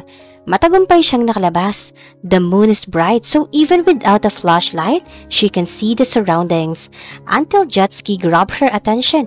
This is her chance. She can reach the next island with that. Noon, ay makakahingi siya ng tulong. Hindi man tiyak ay at least sinubukan niya. Inakay niya ang jet ski patungo sa dagat at sumakay roon pagkatapos. Mabilis siyang napagana yun. Napangiti siya dahil tiyak na magtatagumpay siya sa pagtakas. Ngunit hindi pa man siya nakakalayo ay namataan niya ang isang malaking alon na sasalubong sa kanya. Sinubukan niyang ilagan iyon ngunit huli na. Kasabay ng paghampas ng alon ay siyang pagkalaglag niya sa tubig. "Faye!" sigaw ni Alejandro. Nakita niyang maiangat na lumabas ng bahay ang asawa. Nagkunwari siyang natutulog. Naghinala siya na baka may ginagawa ito kaya sinundan niya ito ng ilang saglit. Ngunit ang nakita niya ay isang malaking alon ang humahampas sa kanya pagdating niya sa dalampasigan. Agad niyang hinubad ang pangitaas pagkatapos ay lumusong sa dagat. Bugso-bugsong damdamin ang lumulukod sa kalooban niya sa puntong iyon. At naiiyak niyang hindi niya mapapatawad ang sarili kung may mangyari sa asawa. Adrenaline rush sa kanya at na makita niyang lumubog siya, nawala ito sa kanya. Maagap na inakay ni Alejandro si Faye at tumangoy paakyat. Ilang minuto lang ay narating nila ang pampang, ngunit wala nang malay si Faye sa puntong iyon. Hinawakan niya ang magkabilang balikat ng asawa at niyugyog, ngunit walang tugon, kaya gumawa siya ng artipisyal na paghinga sa pamamagitan ng bibig, sa sobrang bilis ng tibok ng kanyang puso. Nanginginig ang katawan sa lamig at sa sobrang pag-aalala sa kanyang mga mata. "Gising na po!" Habol ang hiningan nagmulat ng mga mata si Faye. Sinalubong siya na nag-aalalang si Alejandro. Ilang beses siyang umupo ng tubig. Niyakap siya nito ng mahigpit. "Salamat sa Diyos!" Kumawala sa bisig niya ito. "Let go of me!" Pinakawalan siya nito. Ilang sandali sila sa pwestong yon. Siya kinakalma ang sarili habang ito ay nag-aalalang nakamasid sa kanya. "Gusto ko lang umuwi." Pahayag niya ng makabawi. Hinaplos niya ang baba nito saka ibinalik sa kanyang mga bisig. Hindi siya kumibo bagkus ay binigyan siya ng halik sa tuktok ng kanyang ulo. Akala ko mamamatay na ako." Nangingilid ang mga mata niya sa luha. Hinahaplos niya ang likod nito habang walang katapusang bumubulong ng sorry sa kanya. Kanina pa palakad-lakad si Faye na mamroblema siya kung paano makakapag-isa. Matapos kasi na nangyari noong isang gabi ay hindi na siya hinayaan ni Alejandro mag-isa. Kung hindi ito ay si Manang Nida ang nakabantay sa kanya. "I want us to know each other. Kaya kita dinala dito. Uuwi rin tayo sa inyo. This is just for a month, babe. We're married and I don't plan to annul this marriage. I'll try to make this work." Paliwanag nito. Hindi naman masama ang intensyon nito kaya pumayag siyang manatili. Ngunit habang tumatagal, ay nagugustuhan na niya ito. The way he cares for her. And those endless love-making every night is addicting. Hindi niya matanggihan dahil gusto niya rin. He makes her feel lots of emotion. Napakagat siya sa ibabang labi. Nasuyod niya ang buong isla. Kung sana ay payagan siya ng asawang lumuwas para sa trabaho niya, hindi sana siya mabuburyo. "Hindi ka pa raw nag-aalmusal?" Salubong ni Alejandro pagpasok ng silid. "Busog pa ako." Pagsisinungaling niya, umiwas siya ng tingin na maalala ang nagaganap sa pagitan nila. Gusto niyang isipin na purong pagnanasa lang ang namamagitan sa kanilang dalawa. Natatakot kasi siyang umibig muli. Hindi pa siya handang magbukas ng pinto para sa bagong relasyon knowing what happened to her and Silvero. But it seems like Alejandro is making his way to her heart. "But you're married," sigaw ng kanyang isipan. Pumikit siya ng mariin. They married para maisalba siya sa eskandalo at may inalo kay Alejandro ang kanyang ama na hindi niya raw nito matanggihan kaya siya pinakasalan. Sa tanda niya, iyon ang pinanghahawakan niya sa puntong iyon until when we are staying here. Nakalipas na ang isang buwan, pagbubukas niya ng usapan. She rolled her eyes when he tried to get a hold of her. Iniwas niya ang sarili at naupo sa pang-isahang sofa. Sumunod ito at nanatiling nakatayo sa harap niya. "Pinare-renovate ko ang bahay sa asyenda kaya pansamantala ay dito muna tayo." Kumunot ang noon niya. "Pwede tayong manatili sa bahay natin sa Manila o sa condo unit mo." Suhestyon pa niya. Hindi niya maintindihan ang punto nito. maaari naman sila sa Manila. Nandun din naman ang magulang nito kaya hindi niya maunawaan kung bakit ayaw nito roon. Alam kong naiinis ka sa biglaang pagbabago ng desisyon ko. Bear with me please. I still want you alone. Saad nito at pinatong ang magkabilang kamay sa magkabilang gilid ng sofa. Yumuko pa ito upang magkalapit ang mukha nila. Pinamulahan siya ng mukha. If you want to swim, sasamahan kita. O kung gusto mong mag-isa, wear decent clothes at hayaan mo ang 3 guard na magbantay mo lamang sa malayo. Isa pa yon, 3 lalaki yata ang namataan niyang nakabantay sa bawat kilos niya kapag siya ay nasa labas. Tila siya isang kriminal na binabantayan. Crossing her arms, she frowned. At para saan nga palang guards? Mukha ba akong makakatakas dito? I did something stupid last time. At baliw ako kung lalanguin ko naman ng dagat makaalis lang. I learned my lesson at naiintindihan ko ang rason mo pero I see, you're really upset. Sambit nito at tila ba natutuwa pa sa reaksyon niya. Naamoy niya ang mabangong hininga nito. That's when she realized that he's so near. Itinukod niya ang mga kamay sa dibdib nito bago pa ito makahalik sa tungki ng ilong niya. Lumayo ka nga. I can make your upset gone. Nakangusong sabi niya. Napalunok siya at naglakbay ang paningin sa katawan ng asawa. Don't you dare, I'm still sore. Sabi niya sa nanlalaking mata. To her surprise, he burst out laughing. Nagtagalang titig niya rito. That's not what I meant, babe. Ipagluluto sana kita. Saad nito na may multo pa rin ng umiti sa labi. She felt her cheeks heated. Inis siyang tumayo at nagmarcha paakyat ng silid. Great! She just embarrassed herself. Do you want me to send a chopper there? Nag-aalalang sambit ni Eunice. She video called her sisters and told them what happened. Na dinala siya ni Alejandro sa isang private island at plano nitong dun muna manirahan. Alejandro lent her a new phone. Naiwan daw nito ang kanyang cellphone sa condo na tinanggap niya naman. Don't bother. Can't you get it? It's your honeymoon. Natural na gusto mo niyang sunuhin ka muna. Sarkastikong sabat ni Emerald. Alam niya, pero ang ginagawa sa'yo ni Alejandro ngayon ay pagiging possessive at mamaya ay magiging lason. He'll make you submissive para nga mapadali ang lahat. Bakit niya naman gagawin yun? Hindi niya mapigilang magtaka. Stop it, Eunice. You're scaring her. Banta ni Emerald ngunit nagpatuloy pa rin si Eunice. You know, boys will always be boys. Ang nangyari sa inyo ni Silverio ay mauulit. Kaibahan nga lang, ikaw ang asawa. So, sinasabi mong lolokohin niya ako? Eksakto. Pero hindi ko siya mahal. Oh, come on. I know you. Mabilis ka mahulog kapag naramdaman mong komportable ka sa isang tao. Yung sa una ay mabait pero kalauna ni lolokohin ka rin. He's so handsome and admirable and any woman would want him for themselves. Kaya't hanggat maaari ay umiwas ka na. Patuloy na pangaral ni Eunice. Hanggang sa pagtulog ay hindi maalis sa isipan niya iyon. Falling for him is impossible. She won't fall for him. Hindi niya ito tipo. Naiirita siya sa laging pagdikit nito sa kanya. She hates seeing him happy when she's feeling mad. Kaya't, imposible ngunit kung posibilidad man, will he cheat on her? He will, definitely. Nagawa nga ni Silverio na magtago sa kanya ng sekretong isa siyang kabit. Paano kung mas malala pa ang idulot ni Alejandro sa kanya? Kaya nga kailangan niya itong iwasan? Delikado yan. Unti-unting naghihilom ang puso niya at ayaw na niyang masira ulit. Hanggang sa makatulog siya, ay iyon ang bumabagabag sa kanya. Sa kalagitnaan ng gabi ay nagising si Faye nang maramdaman ang labi ni Alejandro sa kanyang leeg. Mimikat-mikat na hinawakan niya ito sa balikat. What are you doing? Gusto ko ang asawa ko. Paos na sabi nito sa kadahan-dahang hinimas ang utong sa ilalim ng damit nito gamit ang kanang hinlalaki. Nakagat niya ang ibabang labi. Naamoy niya ang alak sa hininga nito. You're drunk. Nakainom ng konti, but I'm not drunk. Tuluyan siya nito ang kinubabawan sa pagkakataong iyon. Bago pa man siya magsalita muli, ay inatake na nito ang mga labi niya. He was kissing her passionately and at the same time, his hands are slowly reaching for the hook of her bra. Nakataas na ang spaghetti strap niyang suot nang gawin nito iyon, showing her firm breast. Tumaba ang mga halik nito sa dibdib niya. Nilaro ang kanyang dila. Ang kanyang naninigas na utong, isang halinghing ang kumawala sa kanyang mga labi. Maya-maya ay pinatayo siya nito at bumaba sila sa kama. She was facing the wall as he bit her earlobe teasingly. Nagpaubaya siya sa gusto nito. He then removed all her clothes. Nag-iwan siya na bakas ng maiinit na halik mula sa kanyang leeg, pababa sa kanyang gulugod. Ang kaaya-ayang goosebumps ay pumaibabaw sa kanyang katawan sa bawat sensual na haplos nito.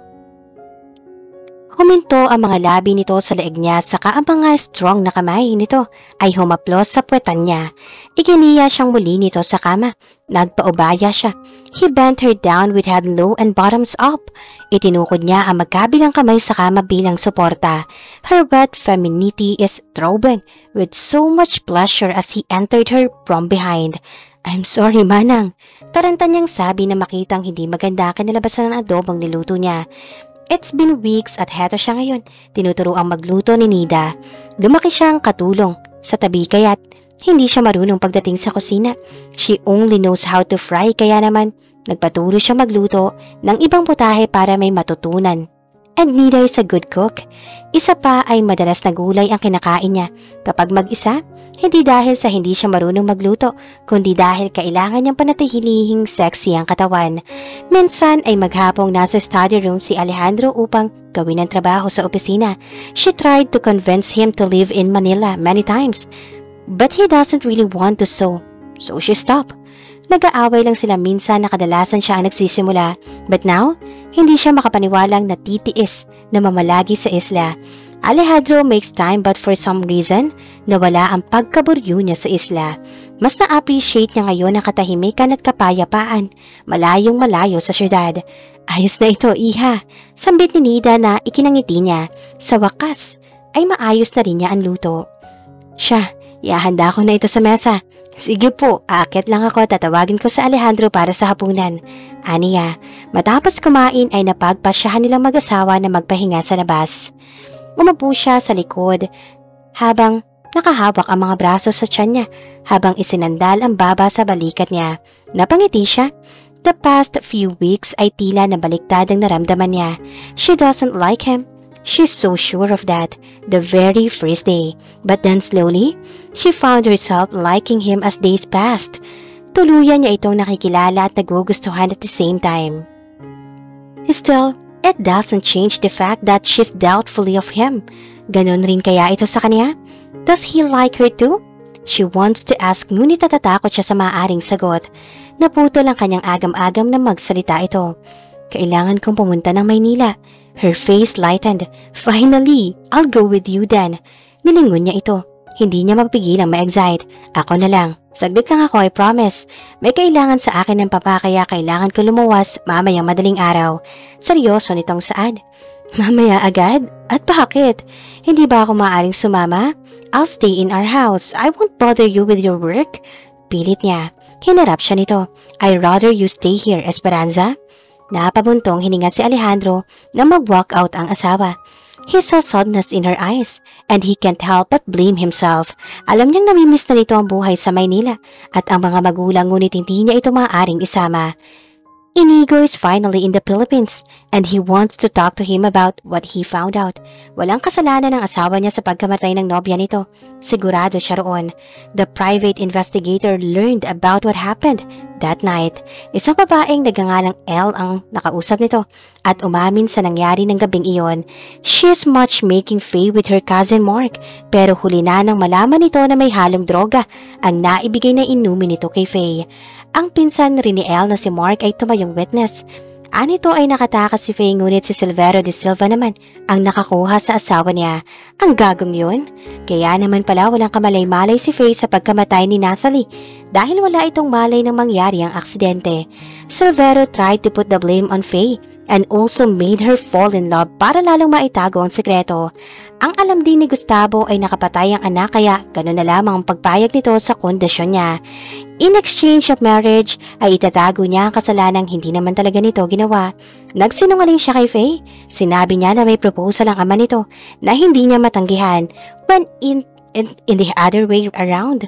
Malinaw na ngayon, walang kasalanan si Faye. Si Silvero de Silva ang dapat nilang ilagay sa rehas. Liliwanagin niya iyon sa kaibigan. He was so guilty that he billed Elle and Mark just for them to tell him everything, wherein obviously, biktima din si Faye. Nang madaling araw ding iyon ay dumating ang chopper na susundo sa kanya paluwas. Hinagkan niya sa noo na tutulog na asawa bago tuluyang lumabas ng silid. Please take care of her. Tell her I'll be back. Paalala niya sa matandang katulong. Makakaasa ka, iho. And with that, he left. Nang magising si Faye kinabukasan ay wala na si Alejandro. He really left her. She can't believe that he left her without even fixing their problem. Bakit nga ba inaasahan niya yun? Sa kanilang dalawa, siya lang yata ang may problema. Gusto niya lang naman sumama dito kahit na hindi sa Manila ang punta. She doesn't want him to leave her. Isa iyon sa nagbago sa kanya. Kung dati ay ayaw niya sa presensya nito, iba ngayon, and she's starting to hate it. Hindi siya sanay na dumedepende sa iba, liban sa kanyang magulang at mga kapatid. Sa hindi malamang dahilan ay tumulo ang luha niya. Ayos ka lang ba, iha? Nag-aalalang tanong ni Manang Nida. She's in the kitchen watching her cook.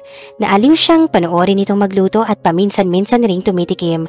Sa susunod ay ibang putahe naman ang ituturo nito sa kanyang ngunit hindi nila masimulan dahil wala siya sa mood.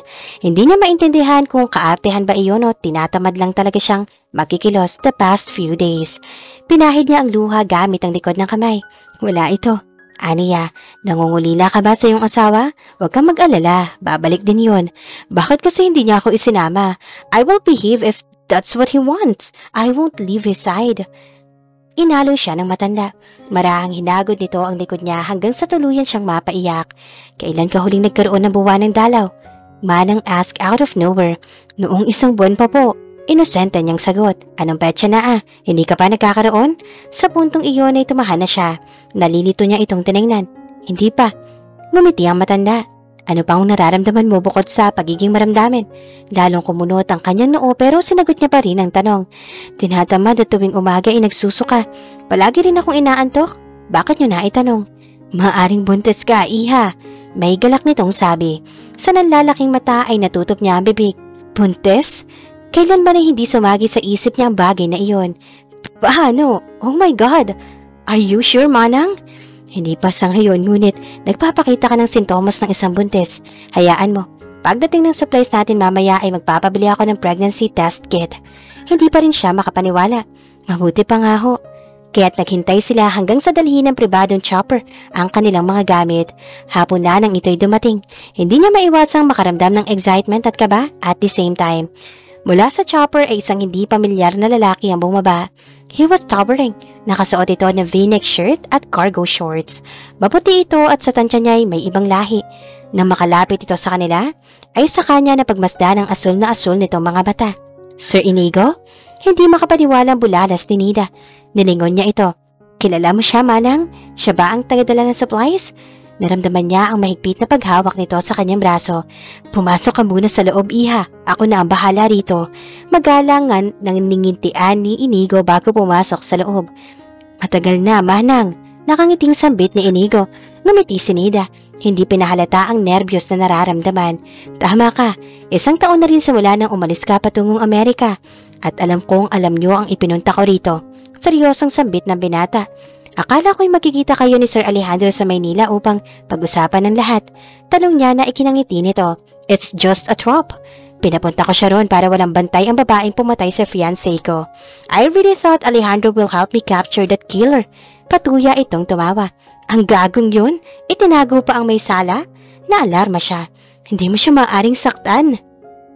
Maya-maya ay sumulpot sa likuran niya ang 3 guards na nagbabantay sa kanila. Pagkatapos ay tinalian ng magkabilang kamay nito. Saka lamang nag-sink in sa kanyang utak na kasabwat ang mga ito ni Inigo. Nang bumaba si Faye sa living room, ay naabutan niya roon si Inigo. Agad itong umiti na makita siya. Hi, simpleng bati niya. Papasok na sana siya sa kusina nang pigilan siya nito. Pwede? Pwede ba tayo mag-usap? Seryoso niyang sabi. Napakunot ang kanyang noo. Sure, ano naman? Umupo siya sa pang-isahang sofa na katapat nito. Lalong sumeryoso si Inigo. Nakikitaan niya ng lungkot ang mga mata nito. May problema ba? Tanong niya. May sasabihin ako sa'yo tungkol sa asawa mo.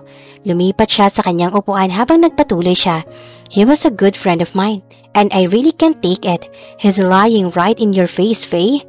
Kinalikot niya ang kanyang mga daliri habang ang kanyang puso ay nagsimulang tumibok ng mas mabilis kaysa karaniwan. Anong ibig mong sabihin? I'm really sorry, Faye, but marrying you is just his revenge. Inalok niya ang ama mong ipakasal ka sa kanya kapalit ng pananahimik nito sa pagkamatay ni Natalie, ang fiancé ni Alejandro. Remember? El Santos' birthday. You were drugged back then by someone. Matapos mong lumabas sa hotel ay sumakay ka sa isang itim na kotse. At hindi inaasahang nabangga mo si Natalie. You accidentally killed her that night. Natutop niya ang bibig sa revelasyong iyon. She doesn't know. Ni hindi niya alam na nakapatay siya. All she knew is that someone drugged her, and that's it.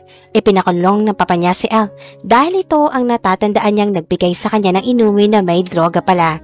I know, it was just an accident kaya pinatawad kita. Kababata ko si Natalie at mabait siyang tao. Ngunit si Alejandro, he was so angry at you. Remember the wedding gown that was brought to you accidentally? That was the wedding gown of Natalie that Alejandro chose for their upcoming wedding. Faye, he intend to marry you and make you fall in love. Iyon ay para paaminin ka sa kasalanan mo at pasukuin sa mga pulis, which I didn't want. Alejandro was my best friend and this is so wrong. Nagsimulang tumulo ang mga luha sa kanyang pisngi habang ipinaliwanag ni Inigo. Tila isa itong bangungot. Ngunit pagkatapos ito ang katotohanan na hindi niya matatakasan. Kaya ako na parito ay upang itakas ka sa kanya. Hide or leave the country. I will help you. Pilit niyang pinipigilan ang mga luha. She smiled bitterly. So, this is his revenge, huh? Nanikip ang kanyang dibdib. Hindi maalis sa isipan ng revelasyon maging ang hinalang pagbubuntis. He's too much.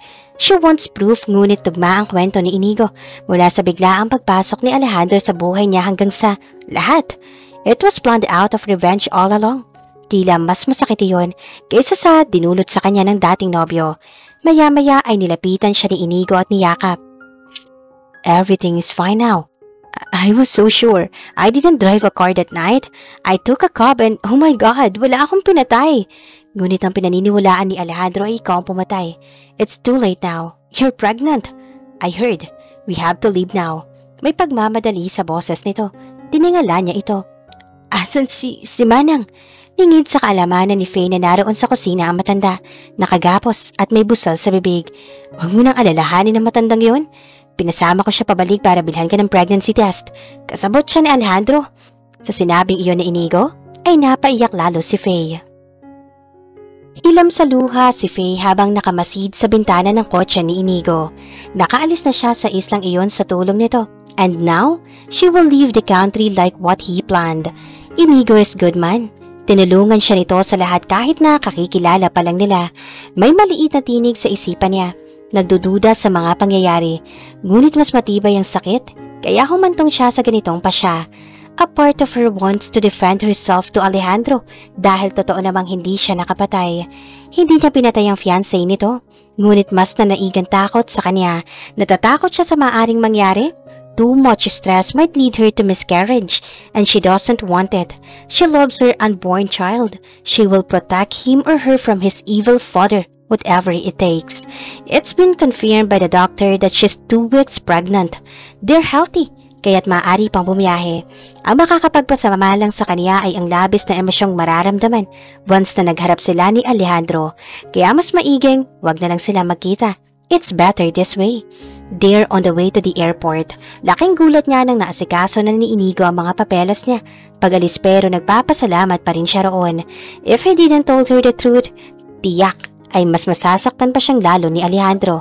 Worse, ay ipapakulong pa. Don't worry, sasamahan kita, Inigo assured. It's fine. Ang laking tulong na nito. I don't want to bother you. You're not bothering me. I'm here to help. Gusto kong itigil na ni Alejandro ang paghihiganti niya. Sa kabilang banda ay halos sabunutan ni Alejandro ang sarili. He is frustrated and angry at the same time. He found Nida on the kitchen. Nakagapos at may busal ang bibig. Dagli niya itong pinakawalan. And God knows, he will kill Inigo if something happens to his wife. Narinig ko ang lahat. Nagsinungaling si Inigo. Binaliktad niya ang sitwasyon at sinabing nobya mo si Natalie. At galit na galit ka kay Faye.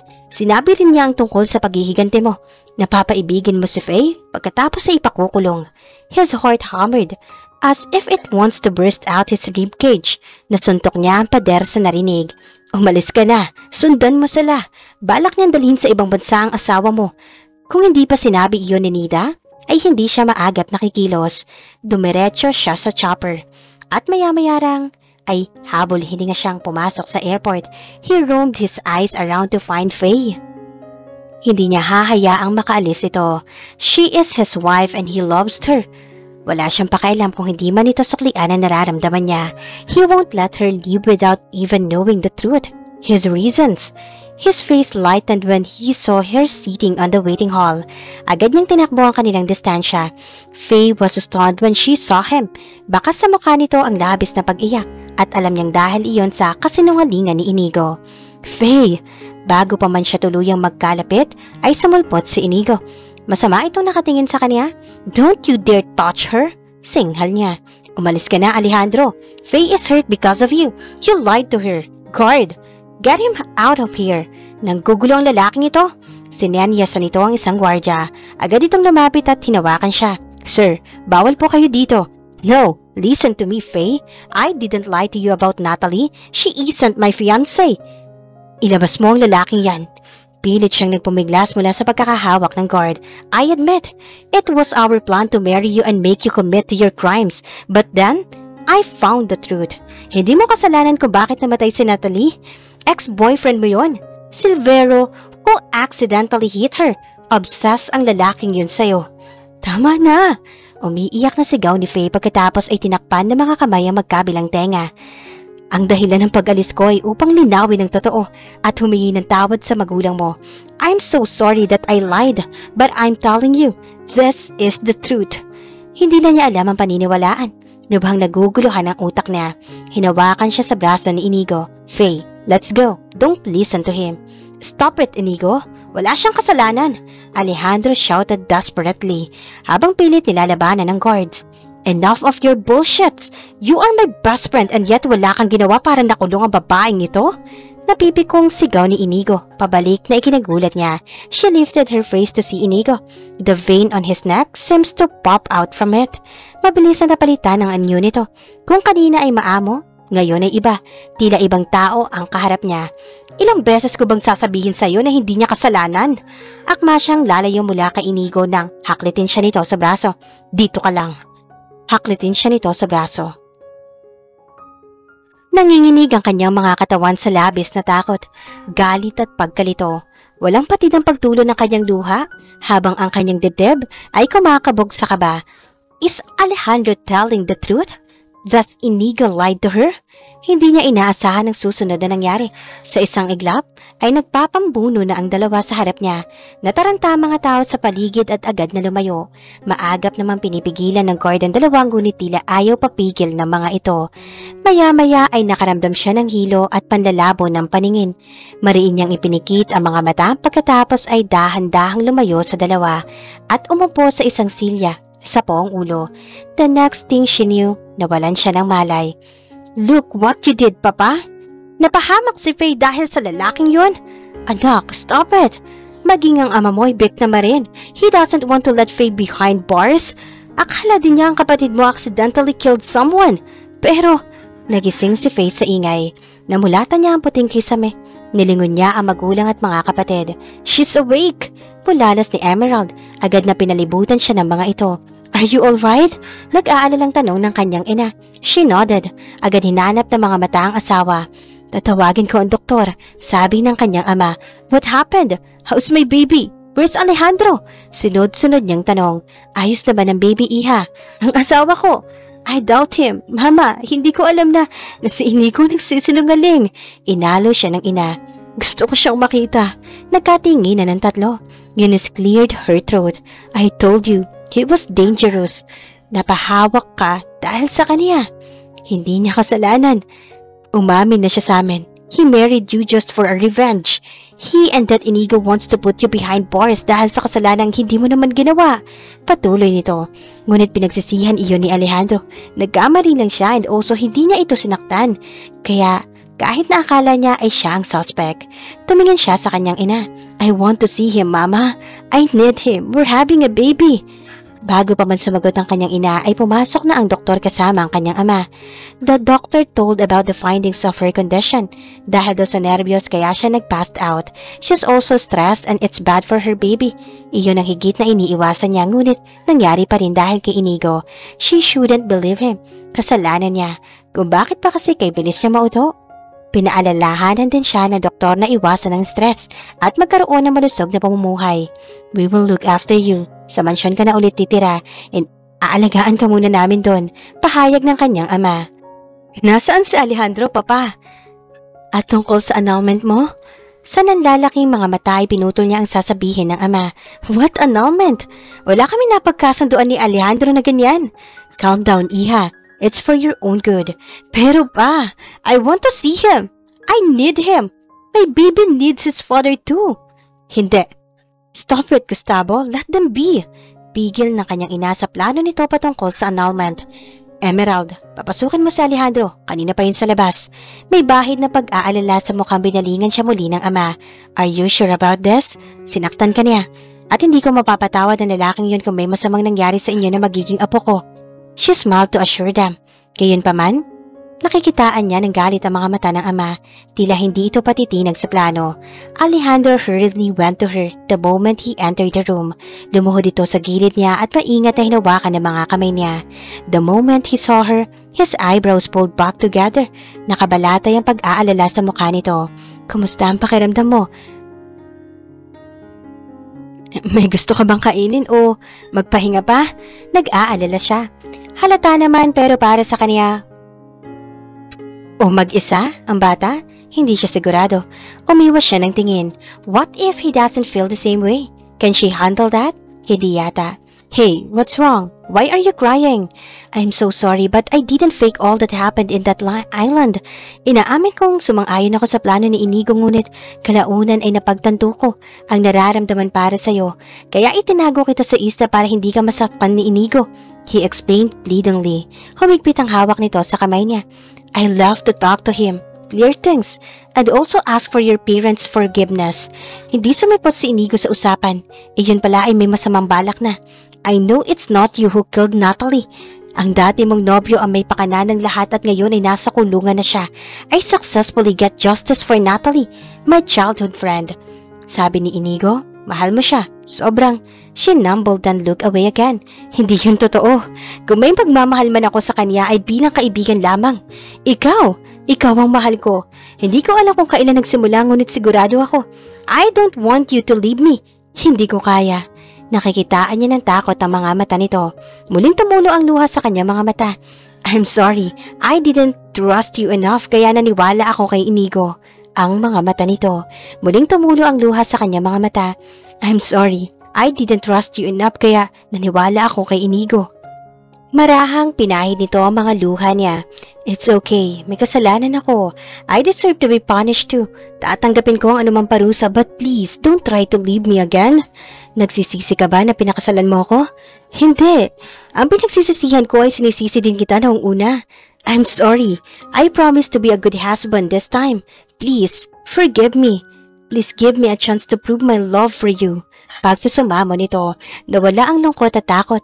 Napalitan niyo ng labis na kasiyahan. Masaya siyang malaman na ganoon din na nararamdaman niya. Excited at the same time. Sa mga darating na araw na kasama siya, pinapatawad na kita. Pinapangako kong buo na ang tiwala ko sa'yo magmula ngayon. Mahal din kita, Alejandro. It was past midnight when Inigo called. He was crying and frustrated as he told him what happened. Agad siyang nagtungo sa ospital na pinagdalhan kay Natalie. He can't believe that in just a snap, nawala ang isa sa pinakamatalik na kaibigan. He found Inigo totally wasted in the morgue. Everything happened so fast at namalayan ni Alejandro ang sarili sa party ng mga kardinal. Napagplanuhan nila ng kaibigan ang susunod na gagawin. Fake cardinal easily get off the hook. Mayaman ito, no doubt, na dahil iyon sa pera. Natalie is an innocent girl. Parang kapatid na ang turing na niya rito, kaya maging siya ay naramdaman para kay Faye. Abis na galit ang naramdaman nito. A primary suspect nila at hindi nila iyon mapatunayan dahil kulang pa ang kanilang ebidensya. The moment he married her changes everything. Sa planong pagpipihigante ay kailangan niyang paibigin ang asawa pagkatapos ay kontrolin. Cause in love women are the weakest. he thought. But it was him who fell in love. Hindi niya ito tipo. Napaka-outgoing, maarte at suplada. Natatandaan niya pa ang mapang-akusang tingin nito sa kanya nang una silang nagkita dahil lamang sa suot niya. Uuwi ako sa Pilipinas. If you can't make her commit to her crimes, then I will. Sigaw ni Inigo sa kanya sa kabilang linya pagkatapos ay agad na pinutol ang tawag. He was so sure na wala siyang pinagsabihan ni kanino kung nasaan sila maliban sa ama niya at ni Faye. Huli na niyang ipinaalam sa mga kapatid ng asawa at ina kung nasaan sila. Sa unang pagkakataon, nakaramdam siya ng kakaibang takot sa balak ni Inigo. Magmula na mamatay si Natalie ay tuluyan nitong nagbago. Nagbago ang ugali nito at walang pakialam kahit kanino.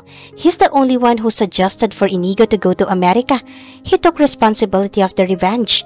Nais niyang daanin sa tamang proseso ang lahat. Taliwas sa nais nito. And then, it happened. They found out who's the real criminal, Silvero de Silva, who happened to be obsessed with his wife, a simple employee who hides a lot of secrets. That man successfully hid himself for the past years. Nagtagumpay din itong paibigin ng asawa niya, which made him so mad. Kaya naman wala pang aatubiling, nagtungo siya sa Maynila at iniwan saglit ang asawa para asikasuhin ang lahat. With all the evidence he has, he successfully put Silvero behind bars. Sunod niyang ginawa ay humingi ng tawad sa magulang ni Faye dahil sa plano niya na hindi naman nagtagumpay. I knew it. Walang kasalanan ng anak ko sa pagkamatay ng babaeng yon. I shouldn't have agreed with your plan. I even thought you are a good man. Galit na sigaw ng ama ni Faye. Lumuhod siya sa harap ng mga ito na may sinseridad sa kanyang mga mata. I'm so sorry, but I never regret marrying your daughter. I love her. It doesn't change the fact that you betrayed her. Tiyak na tatakbo iyon pabalik sa amin kapag nalaman niya ito. Mando, ihanda ang sasakyan. Susunduin ko ang anak ko. For the second time around, fear consumed him, kaya naman mabilis siyang bumalik sa isla, only to find out that Inigo took his wife. Hindi lang yon, he told her so many lies. Hindi niya maintindihan kung bakit pilit itong sinisisi si Faye, gayong naroon ang ebidensya, tila bulag ang dati niyang kaibigan sa katotohanan. Ang pinaka nakakatakot sa lahat ay ang ambang pag-alis ni Faye. He wasn't prepared for that, and never will so he tried to stop her and told her the truth. Alam niya naguguluhan na ito sa labis. Wala siyang maisip kundi makipagbuno kay Inigo upang mapigilan ang mga ito sa pag-alis. Maingat siyang bumangon sa kama ng umagang iyon. Malalim pa ang tulog ni Faye, kaya't hindi niya ito nais magising. Bukod sa pagod ito ay kailangan ito ng labis na pahinga. Napangiti siya na mapagmasdan ang umbok nitong tiyan. Ang magiging anak ang isa sa pinakamagandang regalo na kanyang natanggap sa tanang buhay niya. His wife is 5 weeks pregnant at talaga namang napakalaki ng tiyan nito dahil kambal ang kanilang magiging mga anak. Matapos maghanda ng almusal ay nagtungo siya sa study room at sinimula ng tambak na paperworks na dinala niya sa bahay. Ipinaubaya niya ang asyenda sa mga magulang. Kapalit niyon ay siya naman ang namamahala sa hotels and resorts. He better work from home to look after his wife. Sa bahay na iniregalo ng ama ni Faye niya, napagpasyahang sila tumira, imbes na sa probinsya. Bukod sa mapapanatag ang asawa niya ay malapit lang din ang ospital. Naroon man si Manang Nida at kapitbahay lang nila ang mga magulang ni Faye ay hindi pa rin siya mapanatag, lalo na at buntis ito. He can take the risk again. Maya-maya ay napangiti siya ng sumungaw ang asawa sa silid. Namumungay ang mga mata nito. Halatang kagigising lang. Palagi mo nilang akong iniiwan kapag tulog. May himig ng pagtatampong sabit nito. Agad niya itong nilapitan. Inalalayan niya itong maupo. Inayos niya ang mga takas na buhok na nagkalat sa mukha nito. May tinatapos lang akong trabaho. Saglit. Paliwanag niya at marahang hinagka nito sa noo. Tara na sa dining area. Oras na ng almusal mo. She's being sensitive as months pass by. Nariyan ang pag-iyak nito ng sobra dahil sa katabaan, dulot ng pagbubuntis. Her antics was funny for others, but for him, it shouldn't be taken lightly. Hush now. You're the most beautiful woman next to my mom. I mean it. Ni hindi ko maisip na may papalit pa sa'yo. Mahal na mahalin kita at patuloy na mamahalin pa. Even your hair turns gray. Ngunit, para rin sa mga anak natin. Basta masaya at malusog ka, sila rin. Ang Pebrero 16 ang pinakamasayang araw ng kanyang buhay. Kambal na lalaki ang anak nila ni Faye. Laking pasasalamat niya na naging matagumpay ang paghahatid nito. Umiyak na kailangan niyang tiisin ng sobrang sakit. Agad na dinalaw sila ng mga magulang. Walang hanggang kasiyahan ang nararamdaman niya habang pinagmamasdan ng kanilang pamilya. Hindi nagtagal ay nagawa siyang patawarin ng pamilya ni Faye. Sambit ng ama nito ay nakita nito kung gaano kasaya ang anak sa piling niya, kaya hindi ito hahadlang pa. Kinarga ng kanyang ina si Callan, ang panganay sa kambal. Karga naman ng ina ni Faye si Franz. They are identical twin. Namana kay Faye ang lahat ng features ng anak, liban sa mga mata. His son's eyes are both deep black like his. Hindi na niya mapigilan ng sarili at nilapitan ng asawa. Tears formed in his eyes as he kissed her on the forehead. Maraming salamat sa pagtanggap sa akin muli. I love you. Buong pagmamahal niyang sabi. Everything feels surreal.